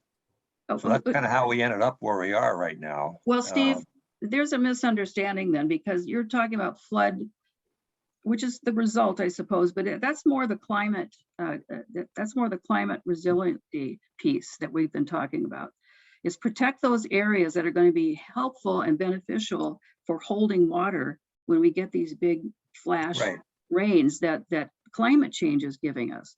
So I put that in, you know, that category. So as part of, and we've always talked about climate resiliency. And when we restore wetlands, we're not just getting a benefit from the holding of water and the treating of water, but it's also a carbon sink. We don't talk about that, but we have to talk about that because it's a big deal. It removes carbon from the atmosphere, and we need to do that. We need to quantify that this 40-acre wetland that's being restored has all of these multiple benefits. And we need to sell that. So that's where education comes in.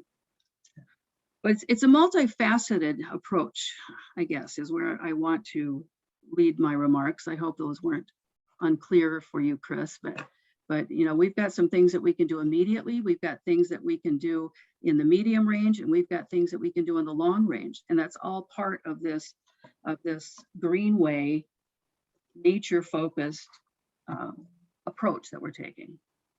Sure, and I understand that. I'm just trying to figure out the thrust that's behind it, whether or not it, you know, I guess if it goes back to the 10-year plan, not being a part of that, the connection to the conversations that were discussed there on what the watershed wants to tackle in the next 10 years and how the information that Al presented today and what we are to consider with respect to the 10-year plan. So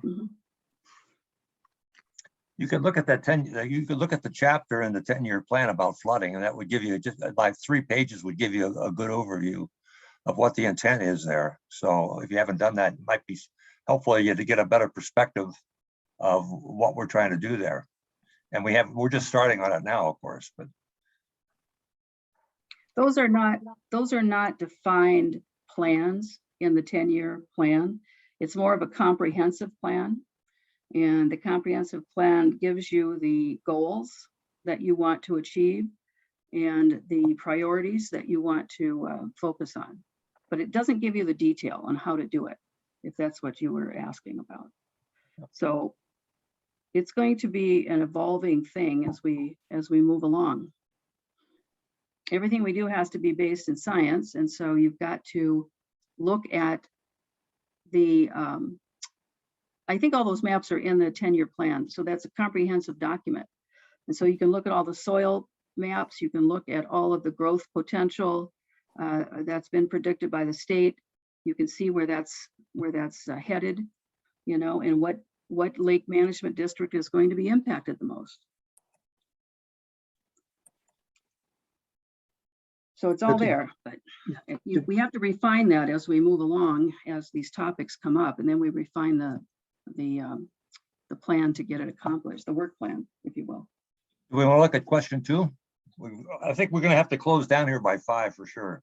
Cecilio had his hand up too at one point. Who does? Cecilio had a hand up at one point. I see it went Okay. down.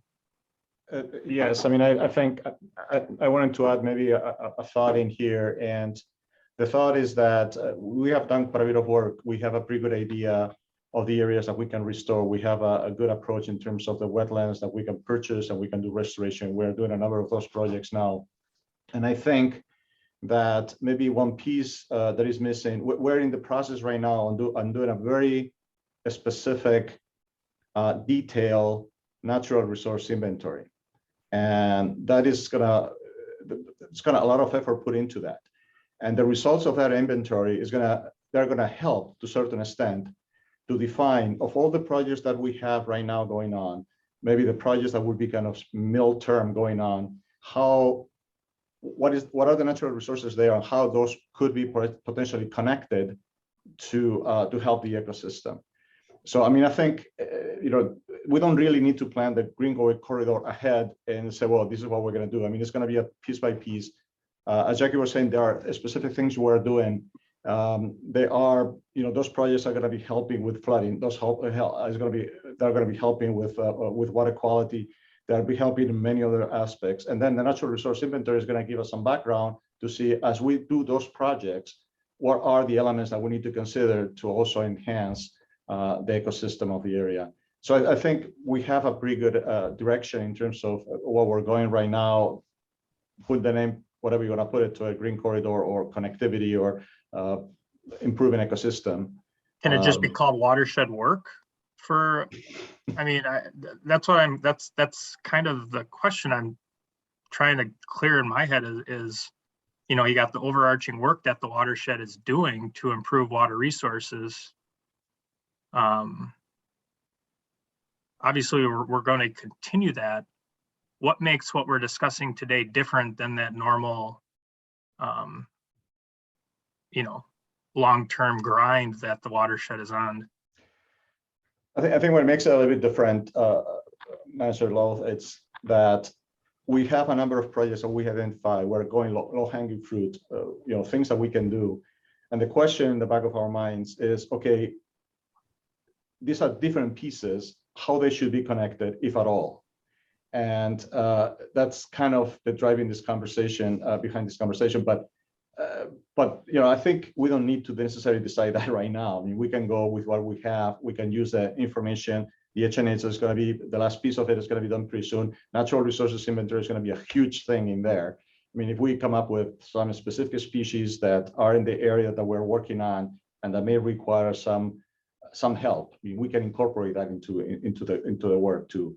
So we have pieces right now. How those pieces should be connected is what we call Greenway corridor, but it's nothing really more than that at this point. I think that the thing to always keep in mind also is that the projects that we have laid out, and these bigger projects, were identified by the modeling and the scientific diagnostic work that we've done already in the field to pinpoint these big pollutant loading systems in each of our 4 major lakes, watershed districts or sub-watersheds. And that's the foundation of this big project work that we're doing now. Now we're talking about looking into the future and taking into account that we've got this tremendous growth that's going to be happening.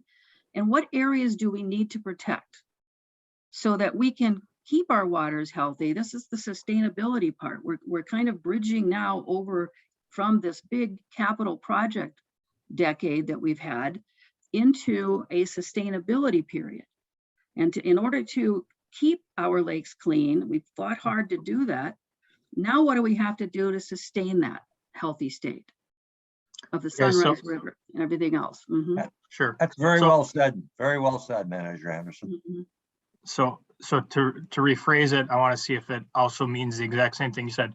You know, you're talking about enforcing things that are already on the books that would protect and conserve different areas. Mhm. You know, the past 10 years that hasn't been, the effort hasn't been warranted to pursue that because there was other things that you could do to Mhm. spend effort on that would give you a greater payback. So that's why that stuff was bypassed at that point. Is that fair? Absolutely. That is Yeah. very fair. Plus the fact that we hardly had a staff until just about 4 years ago. You know, it started out with one administrator and then we went to 2 people and then we went to 3 people. But for a long time, we had only 3 or 4 employees. And it's just been within the last several years that we've grown to, you know, the number that we have now, 11 or 12, I think. So you can only do, you know, what your staff is capable of doing. And you know, and I'm not talking about ability, I'm talking about quantity. Sure. Here. Yeah, so. Yeah, Chris, just think of it another way. We had to fix what all the damage that had been done in the previous 150 years. Mhm. Now that we got it fixed, we got rules in place to protect it in the future for new construction, but we go back and still do things to further protect it in the future as more development occurs. We have Yes, rules for that, but we also have to do some fix-up jobs on wetlands and stuff like that. They can still be repaired that mhm. haven't been done. But it's not Yeah, the same urgency that we had when we had to fix the big problems. Yeah. And as far as the rules, you know, that aren't being enforced by the cities, I mean, you know, I think they do a reasonable job, but we need to do a better job of oversight on those things and, you know, looking at their ordinances and making sure that they're worded properly for protection of the waters and the natural systems that need to be there in order to keep the water clean. So I hope that helps. We can talk about it offline too, you know, sometime if you want to spend some more time with it, but they're important. So, and that's sustainability as well. In order to have long-standing sustainability, we need to have the rules be proper, not aggressive, but proper, and they need to be enforced. So are there any other questions? Doug? President Schmaltz, I'll just maybe add one more piece for that. So there's been a lot of talk about PTM, prioritized market targeting and measurability. So the first 10 years of the plan, the last 10 years of the plan was the priority was surface water quality, if you will. So our lakes, that was a very deliberate target or priority. And then we focused on these smaller footprint projects to based on doing sequential diagnostic monitoring.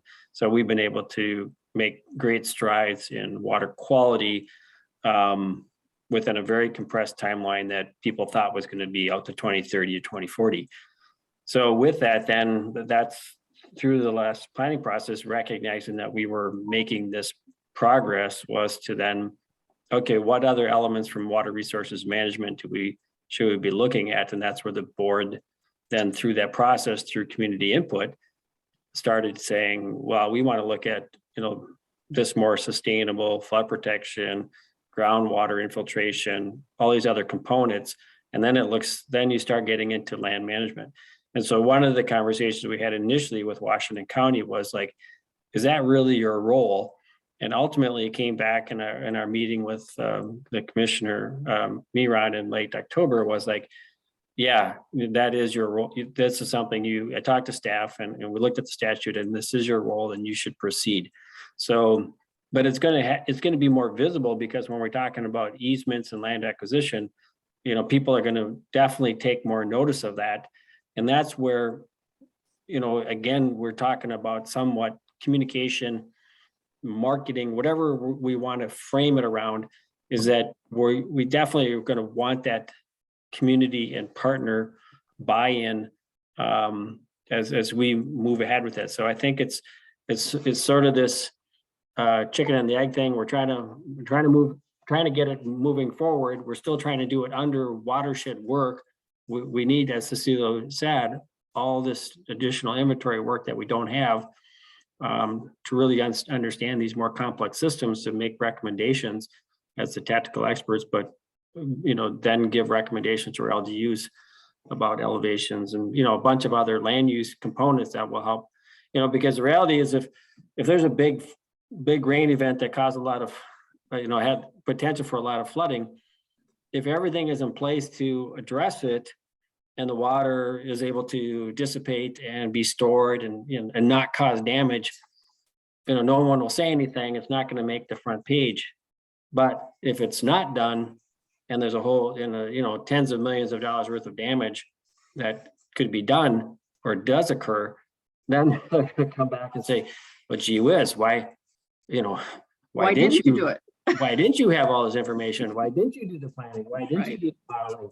All these kind of things that came into place. And I, I have a very personal example of that, but without going into that, I'll just say that's the thing that can so having something in place that addresses it is a much far better outcome than having a bunch of people at your door with pitchforks going, why didn't you take care of this? Because there's tens of millions of dollars worth of damage that's occurred.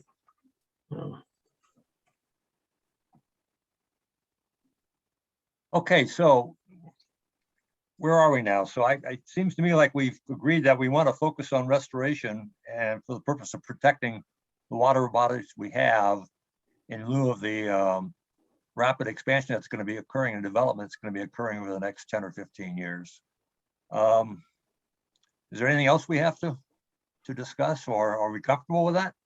Has Jackie summarized it? Mr. Chair, if I could share my observations of this last round of discussion. Sure. Yes, go ahead. So it sounds to me like there is a lot of commonality. Maybe the descriptions aren't quite the same, but there certainly seems to be an awful lot of alignment of things that the district wants to achieve for very legitimate reasons, and that you've fortunately got a lot of information about that, those sites, the benefits, the reasons why, etc. It also seems to me that as your district manager mentioned, this is sort of a means to an end, and we shouldn't get hung up on what it's called, but a communications piece is going to be really, really important in terms of being able to explain that to partners and constituencies and so forth.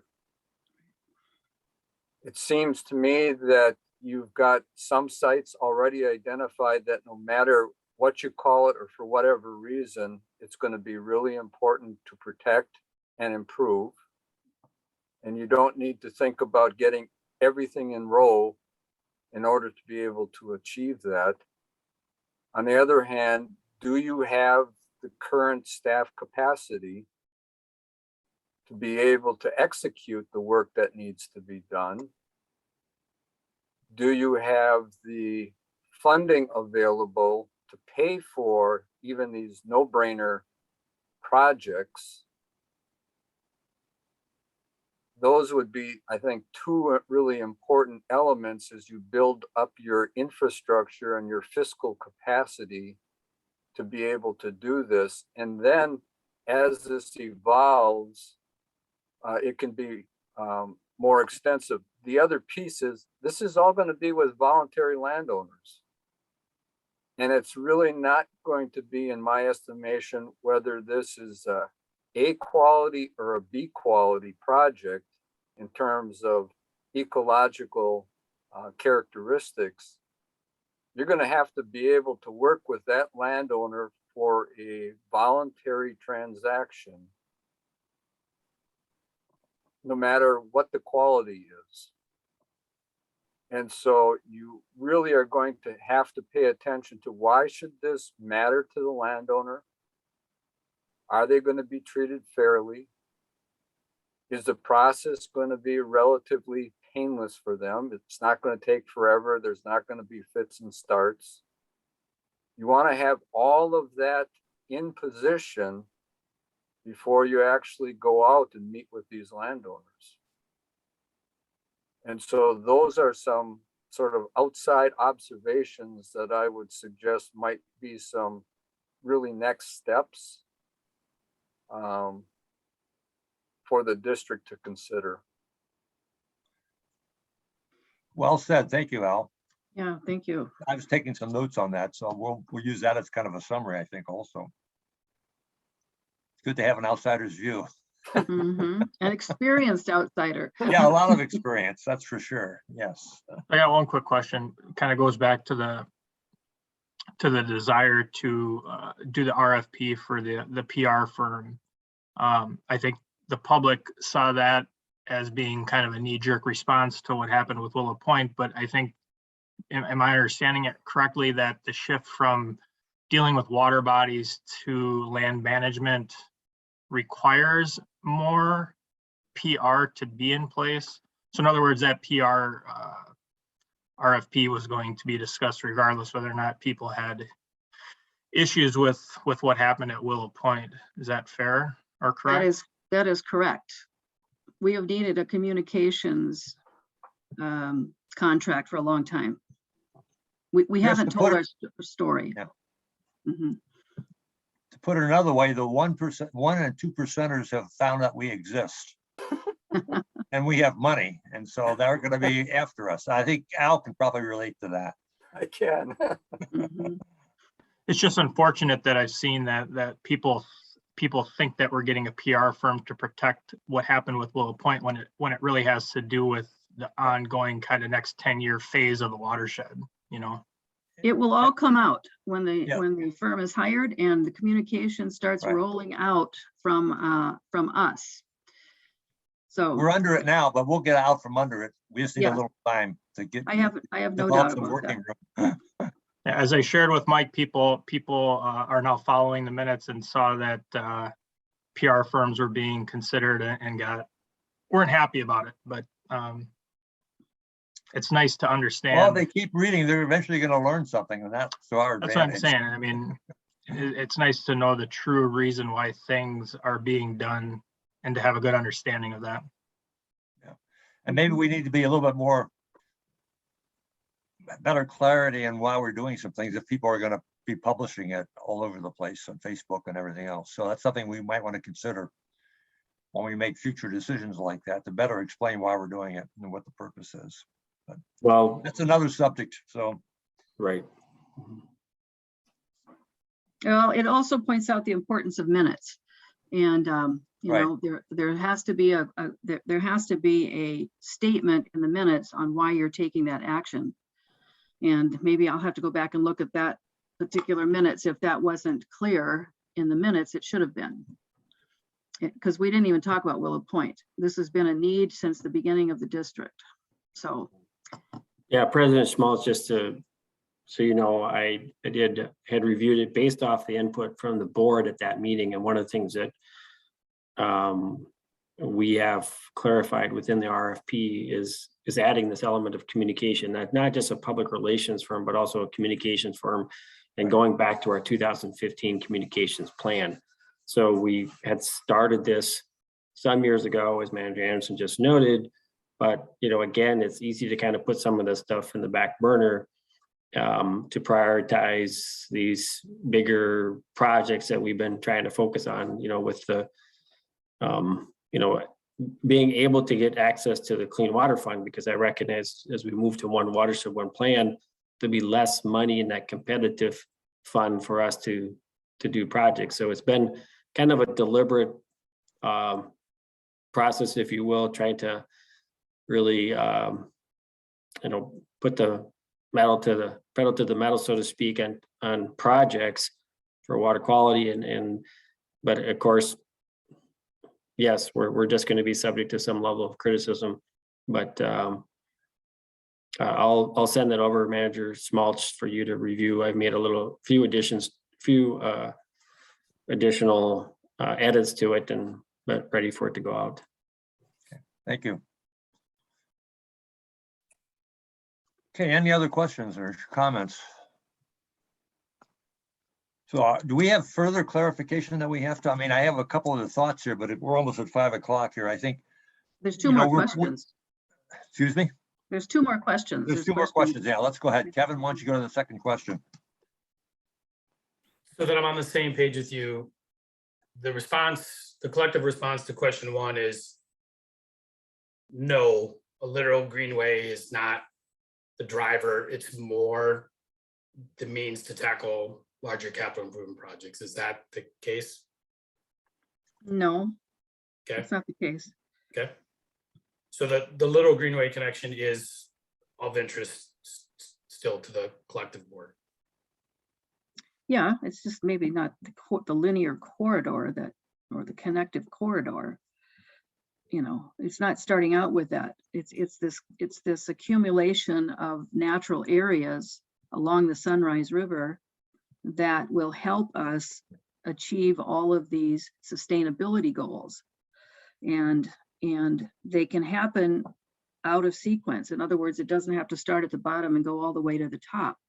But as we're doing these capital projects, looking at that area for any other enhancements that we can do under the Greenway umbrella is something that we should look at. Because we don't have our inventory yet, our inventory list. So, you know, this is going to be a iterative process. As more of that background becomes available, then we can sit down and designate those natural areas, the conservation focused areas, to use Al's term, that we think are going to be important.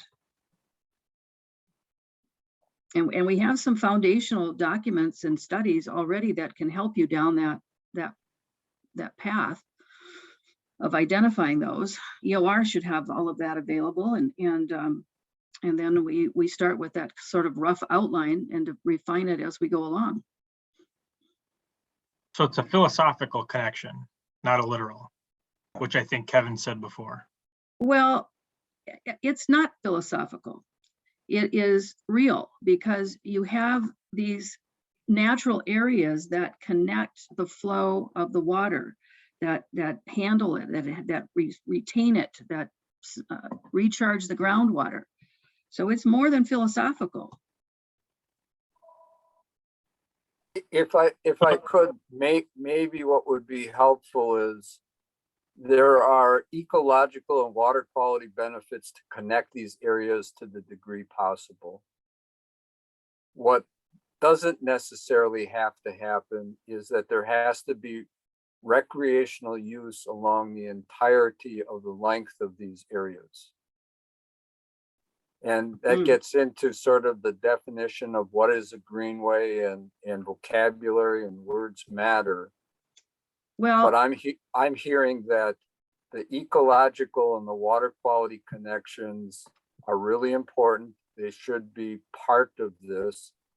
It's less important to have a continuous recreational opportunities in all of these areas. Is that correct? well, recreation wasn't ever part of it, honestly, but but got brought into it later. The connection is the Sunrise River. That's the connection. And that's what flows from the south end to the north end of the district. And so that's the connection. And if we can protect the areas around that important river system, that's what we want to do, because that's going to help with all of these other things that have been talked about. It's going to help with flooding. It's going to help with groundwater recharge. It's going to help with holding back the rate of flow. It's going to purify the water as it goes down. So to me, that's the connection. It's always been the connection, and any other areas that are important in that aspect that surrounds a major project that we've already identified, we certainly can look at it. That's the opportunistic part of the projects that we have left to do, the big capital projects, is identifying those natural systems that exist around that project area. And if they're important to that goal of sustainability, we need to look at it.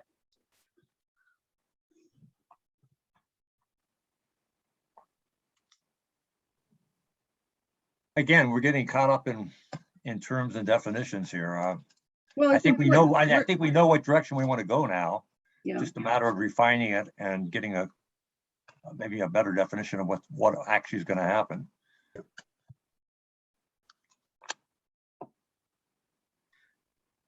So let's go on to number 2.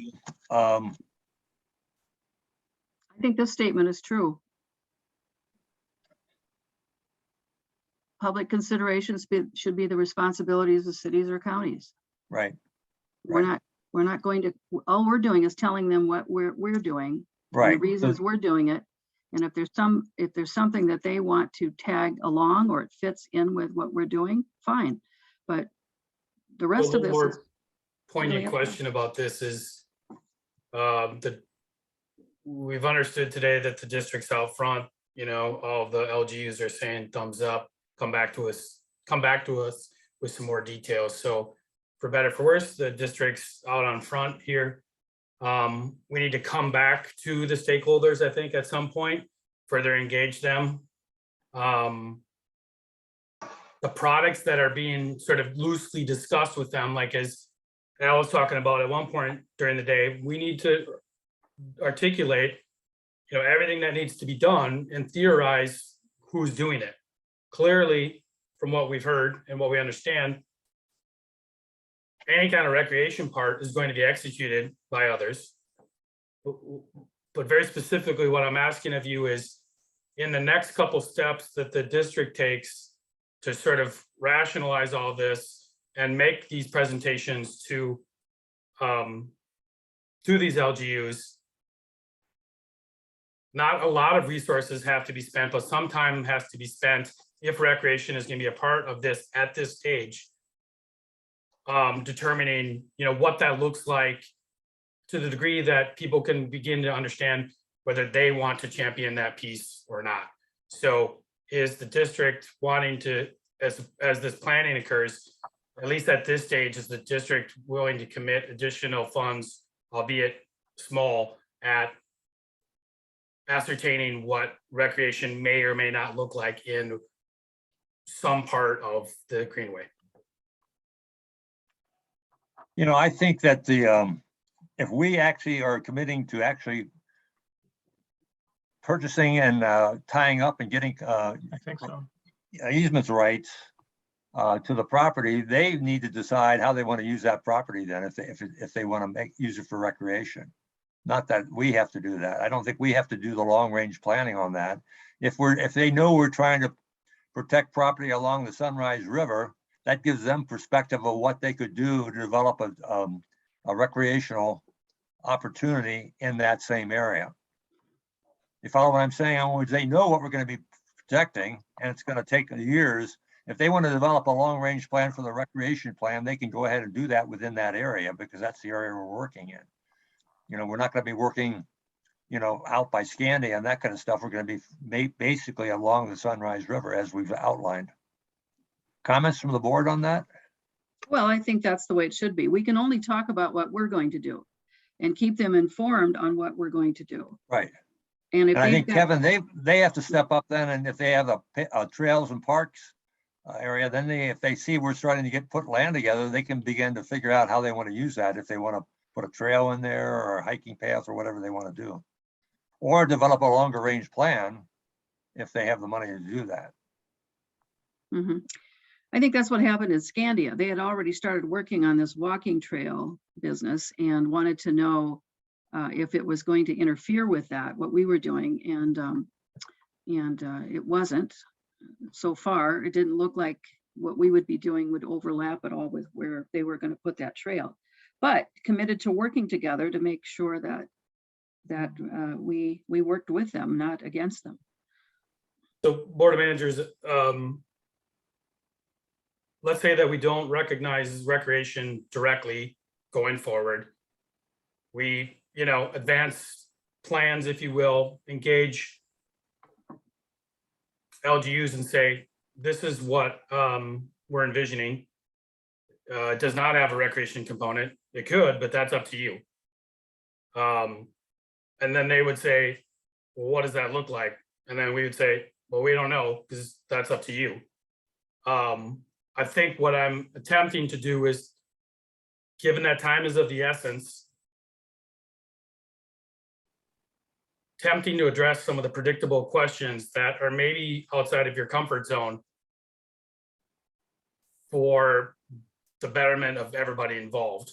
And so that's why I'm being very poignant about this recreation piece, not because I feel like it should be included, but because those are predictable questions that your LG partners are gonna have. We are not authorized by law to talk about or plan recreation. That's just not in our wheelhouse. All we can do is go in there and talk to them about what we can do and what we are planning to do and why we're doing it. Referring back to something that Al said, maybe it comes down to being careful when we write these easements that we don't preemptively eliminate the concept of other entities coming in and doing recreational activities in the spaces that we're working on. Well, I think that's true. It has to not interfere with the purpose of why that area is being set aside as a green area, though. You know, so Yep. you're not going to have ballparks in there. Maybe there can be some walking, you know, paths. I think about Theodore Worth Park down in Plymouth area. You know, that's a wonderful restored or maintained, I should say, protected wetland area. And they have trails through those kind of wooden bridges that we saw on the first opening page of Kevin's presentation. So it's very low impact type of things. Cecilio has his hand up again. Go ahead, Celia. Very briefly, I'd like to ask Al if he's still around. Al, you mentioned the Minnehaha Creek and how proactive they are towards Greenways, and I know that they have, you know, a lot of staff there that are kind of going that direction. What is exactly that they are doing that will be, as Jackie was saying, outside their mandate? How are they handling Greenways corridor? Could you? I don't know that, so it would be good if you can tell us. Sure, Mr. Chair and members. They had a land protection fund and staff devoted to doing acquisition. They didn't call it Greenways. They just did this land protection activity, and they had the capacity, both in terms of financial resources and staffing resources, to do land protection that didn't have sort of the direct normal impact to water that watershed districts typically are involved with. So they've broadened their scope a little bit to be very much like you're talking about, but they had the capacity to implement that aspect of their plan. But they didn't call it a greenway. Thank you.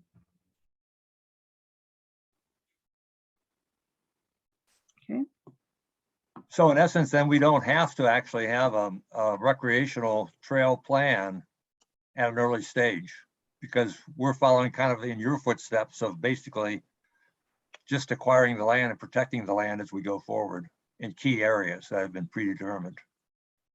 That's really correct. What we're trying to do is make sure the corridor is there for this future development, if in fact it's warranted and required or requested. You want to try to not run into issues that your land protection mechanism is going to prevent something that the public wants, Right. or others.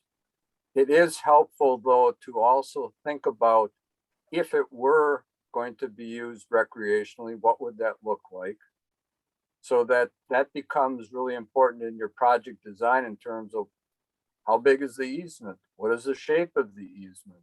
You know, all of those things will matter, and you want to try to anticipate some of that as much as you can during that early acquisition phase. And so some degree of recreational considerations is really important in terms of how you design your project.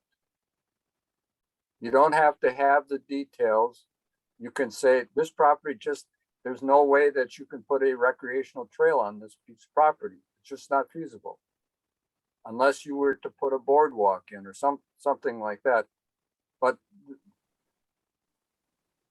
it is useful during the planning process for these projects to really think about how could this be used from a public recreation standpoint going forward, even if there isn't the ability or the desire to do that now. Are those questions that the watershed should be considering and anticipating on our own, or kind of having that conversation with the people or partners who would actually be responsible for implementing something? That's where I think it's really important to have those conversations up front with those partners.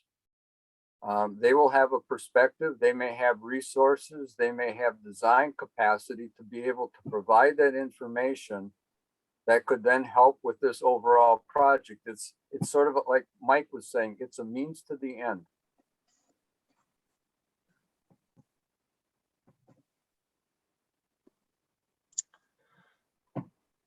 So where does that leave us now?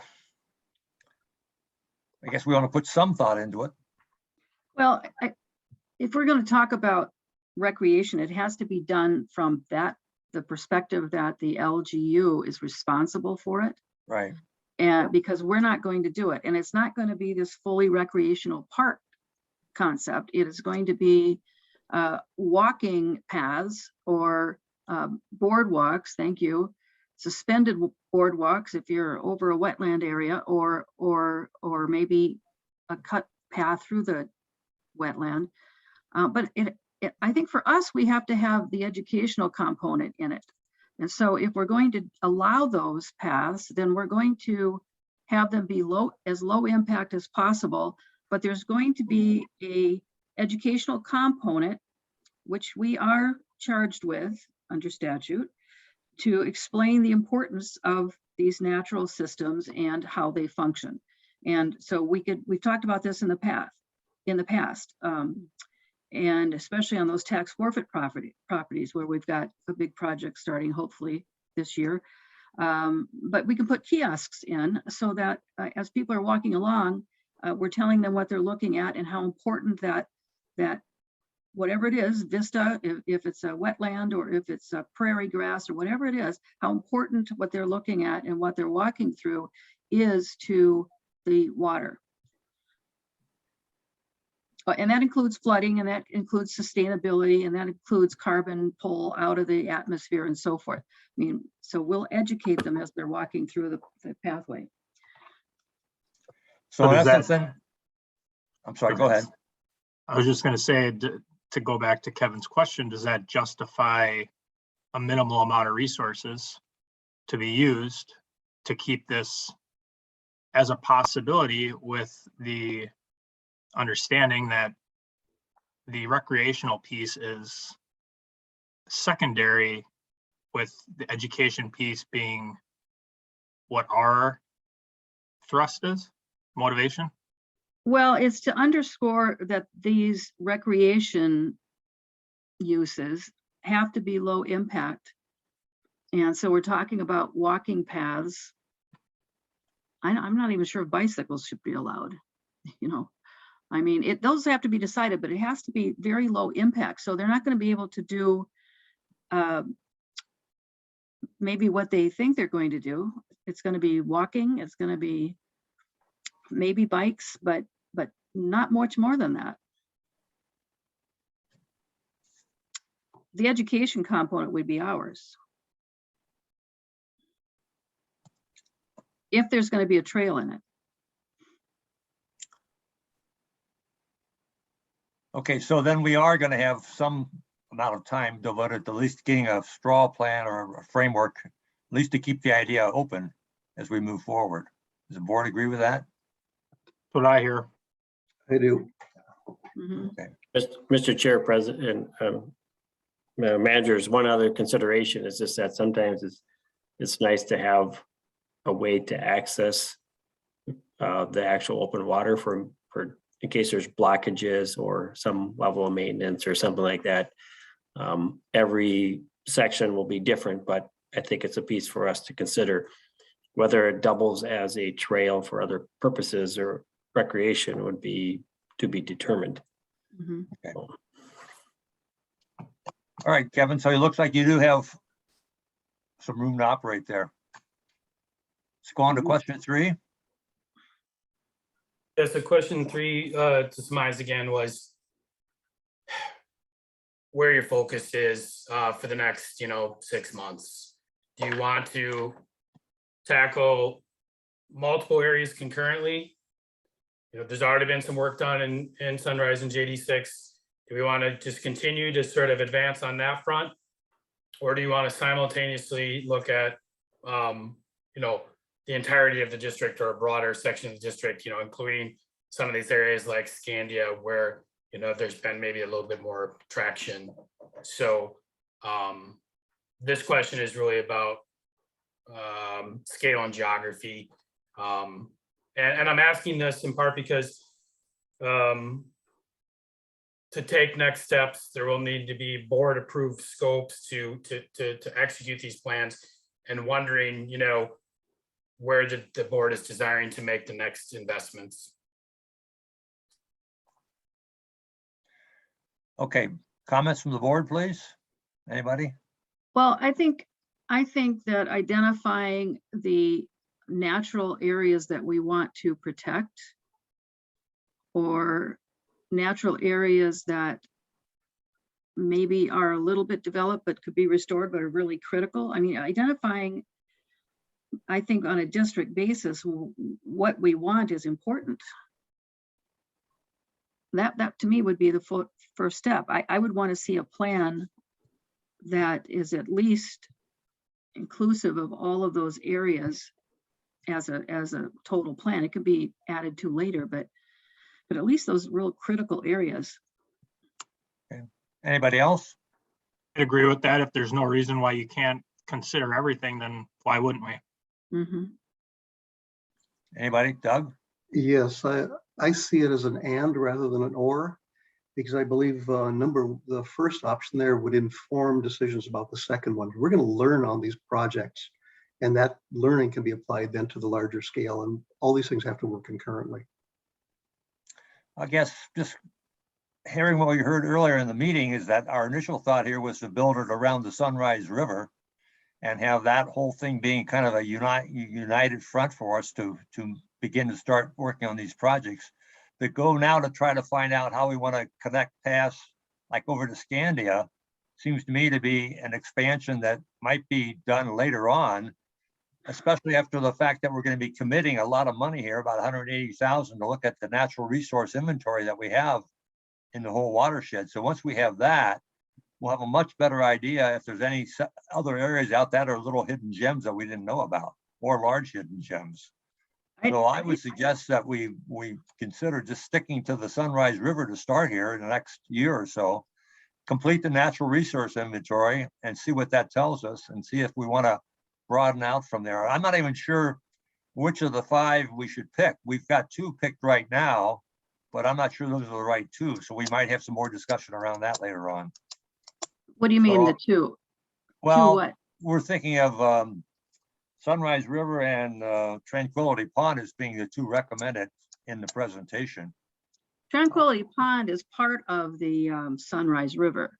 I mean, that's that discussion that took place in June, I think it was. I wasn't at that meeting, but I looked up all the detail, not the presentation yet. But anyway, the EOR looked at the headwaters area for the Sunrise River, and it actually expands into both Chisago and Washington County, Tranquility Pond being the Washington side.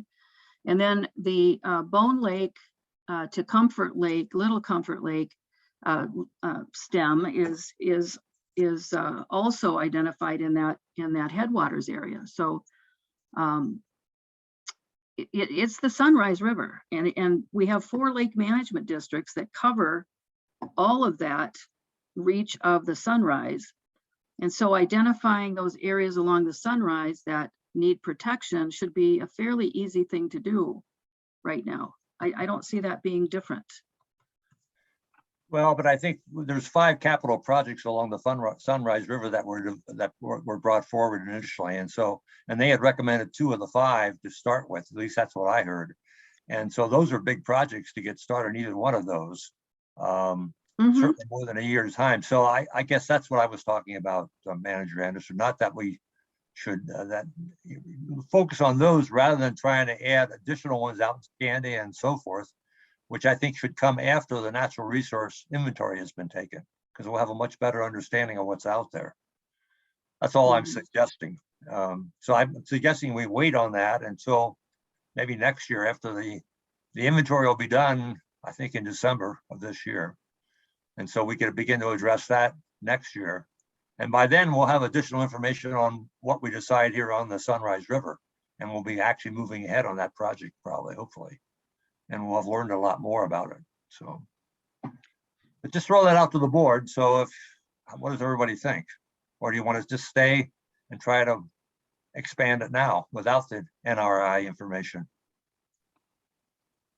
So if I could just recap, I think what I've heard you say, let's make sure it's correct, that we're going to use the projects that are on the books and then opportunistically look at natural areas that we have an opportunity to protect or put into easement around those projects, and let all of that other data be gathered and reported to us before we put together the full Greenway plan.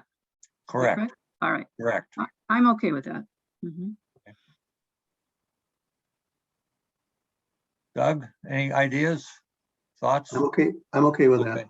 Chris? Chris had to drop out? Is he? Oh, I'm here. Sounds good. Okay, you okay with that too? Yeah. Okay, all right. So we'll be basically starting as suggested here, then we'll do the immediate focus on the Sunrise River.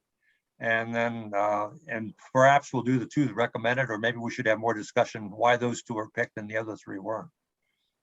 So, but, okay, so we know that question. So that all 3 questions now, Kevin? Completed? He gave a thumbs up. Okay. I can't see him on here. I gotta open everybody up here just a minute. I can only see 4 people at a time, so they keep switching. Okay, so does that complete where we are then for tonight?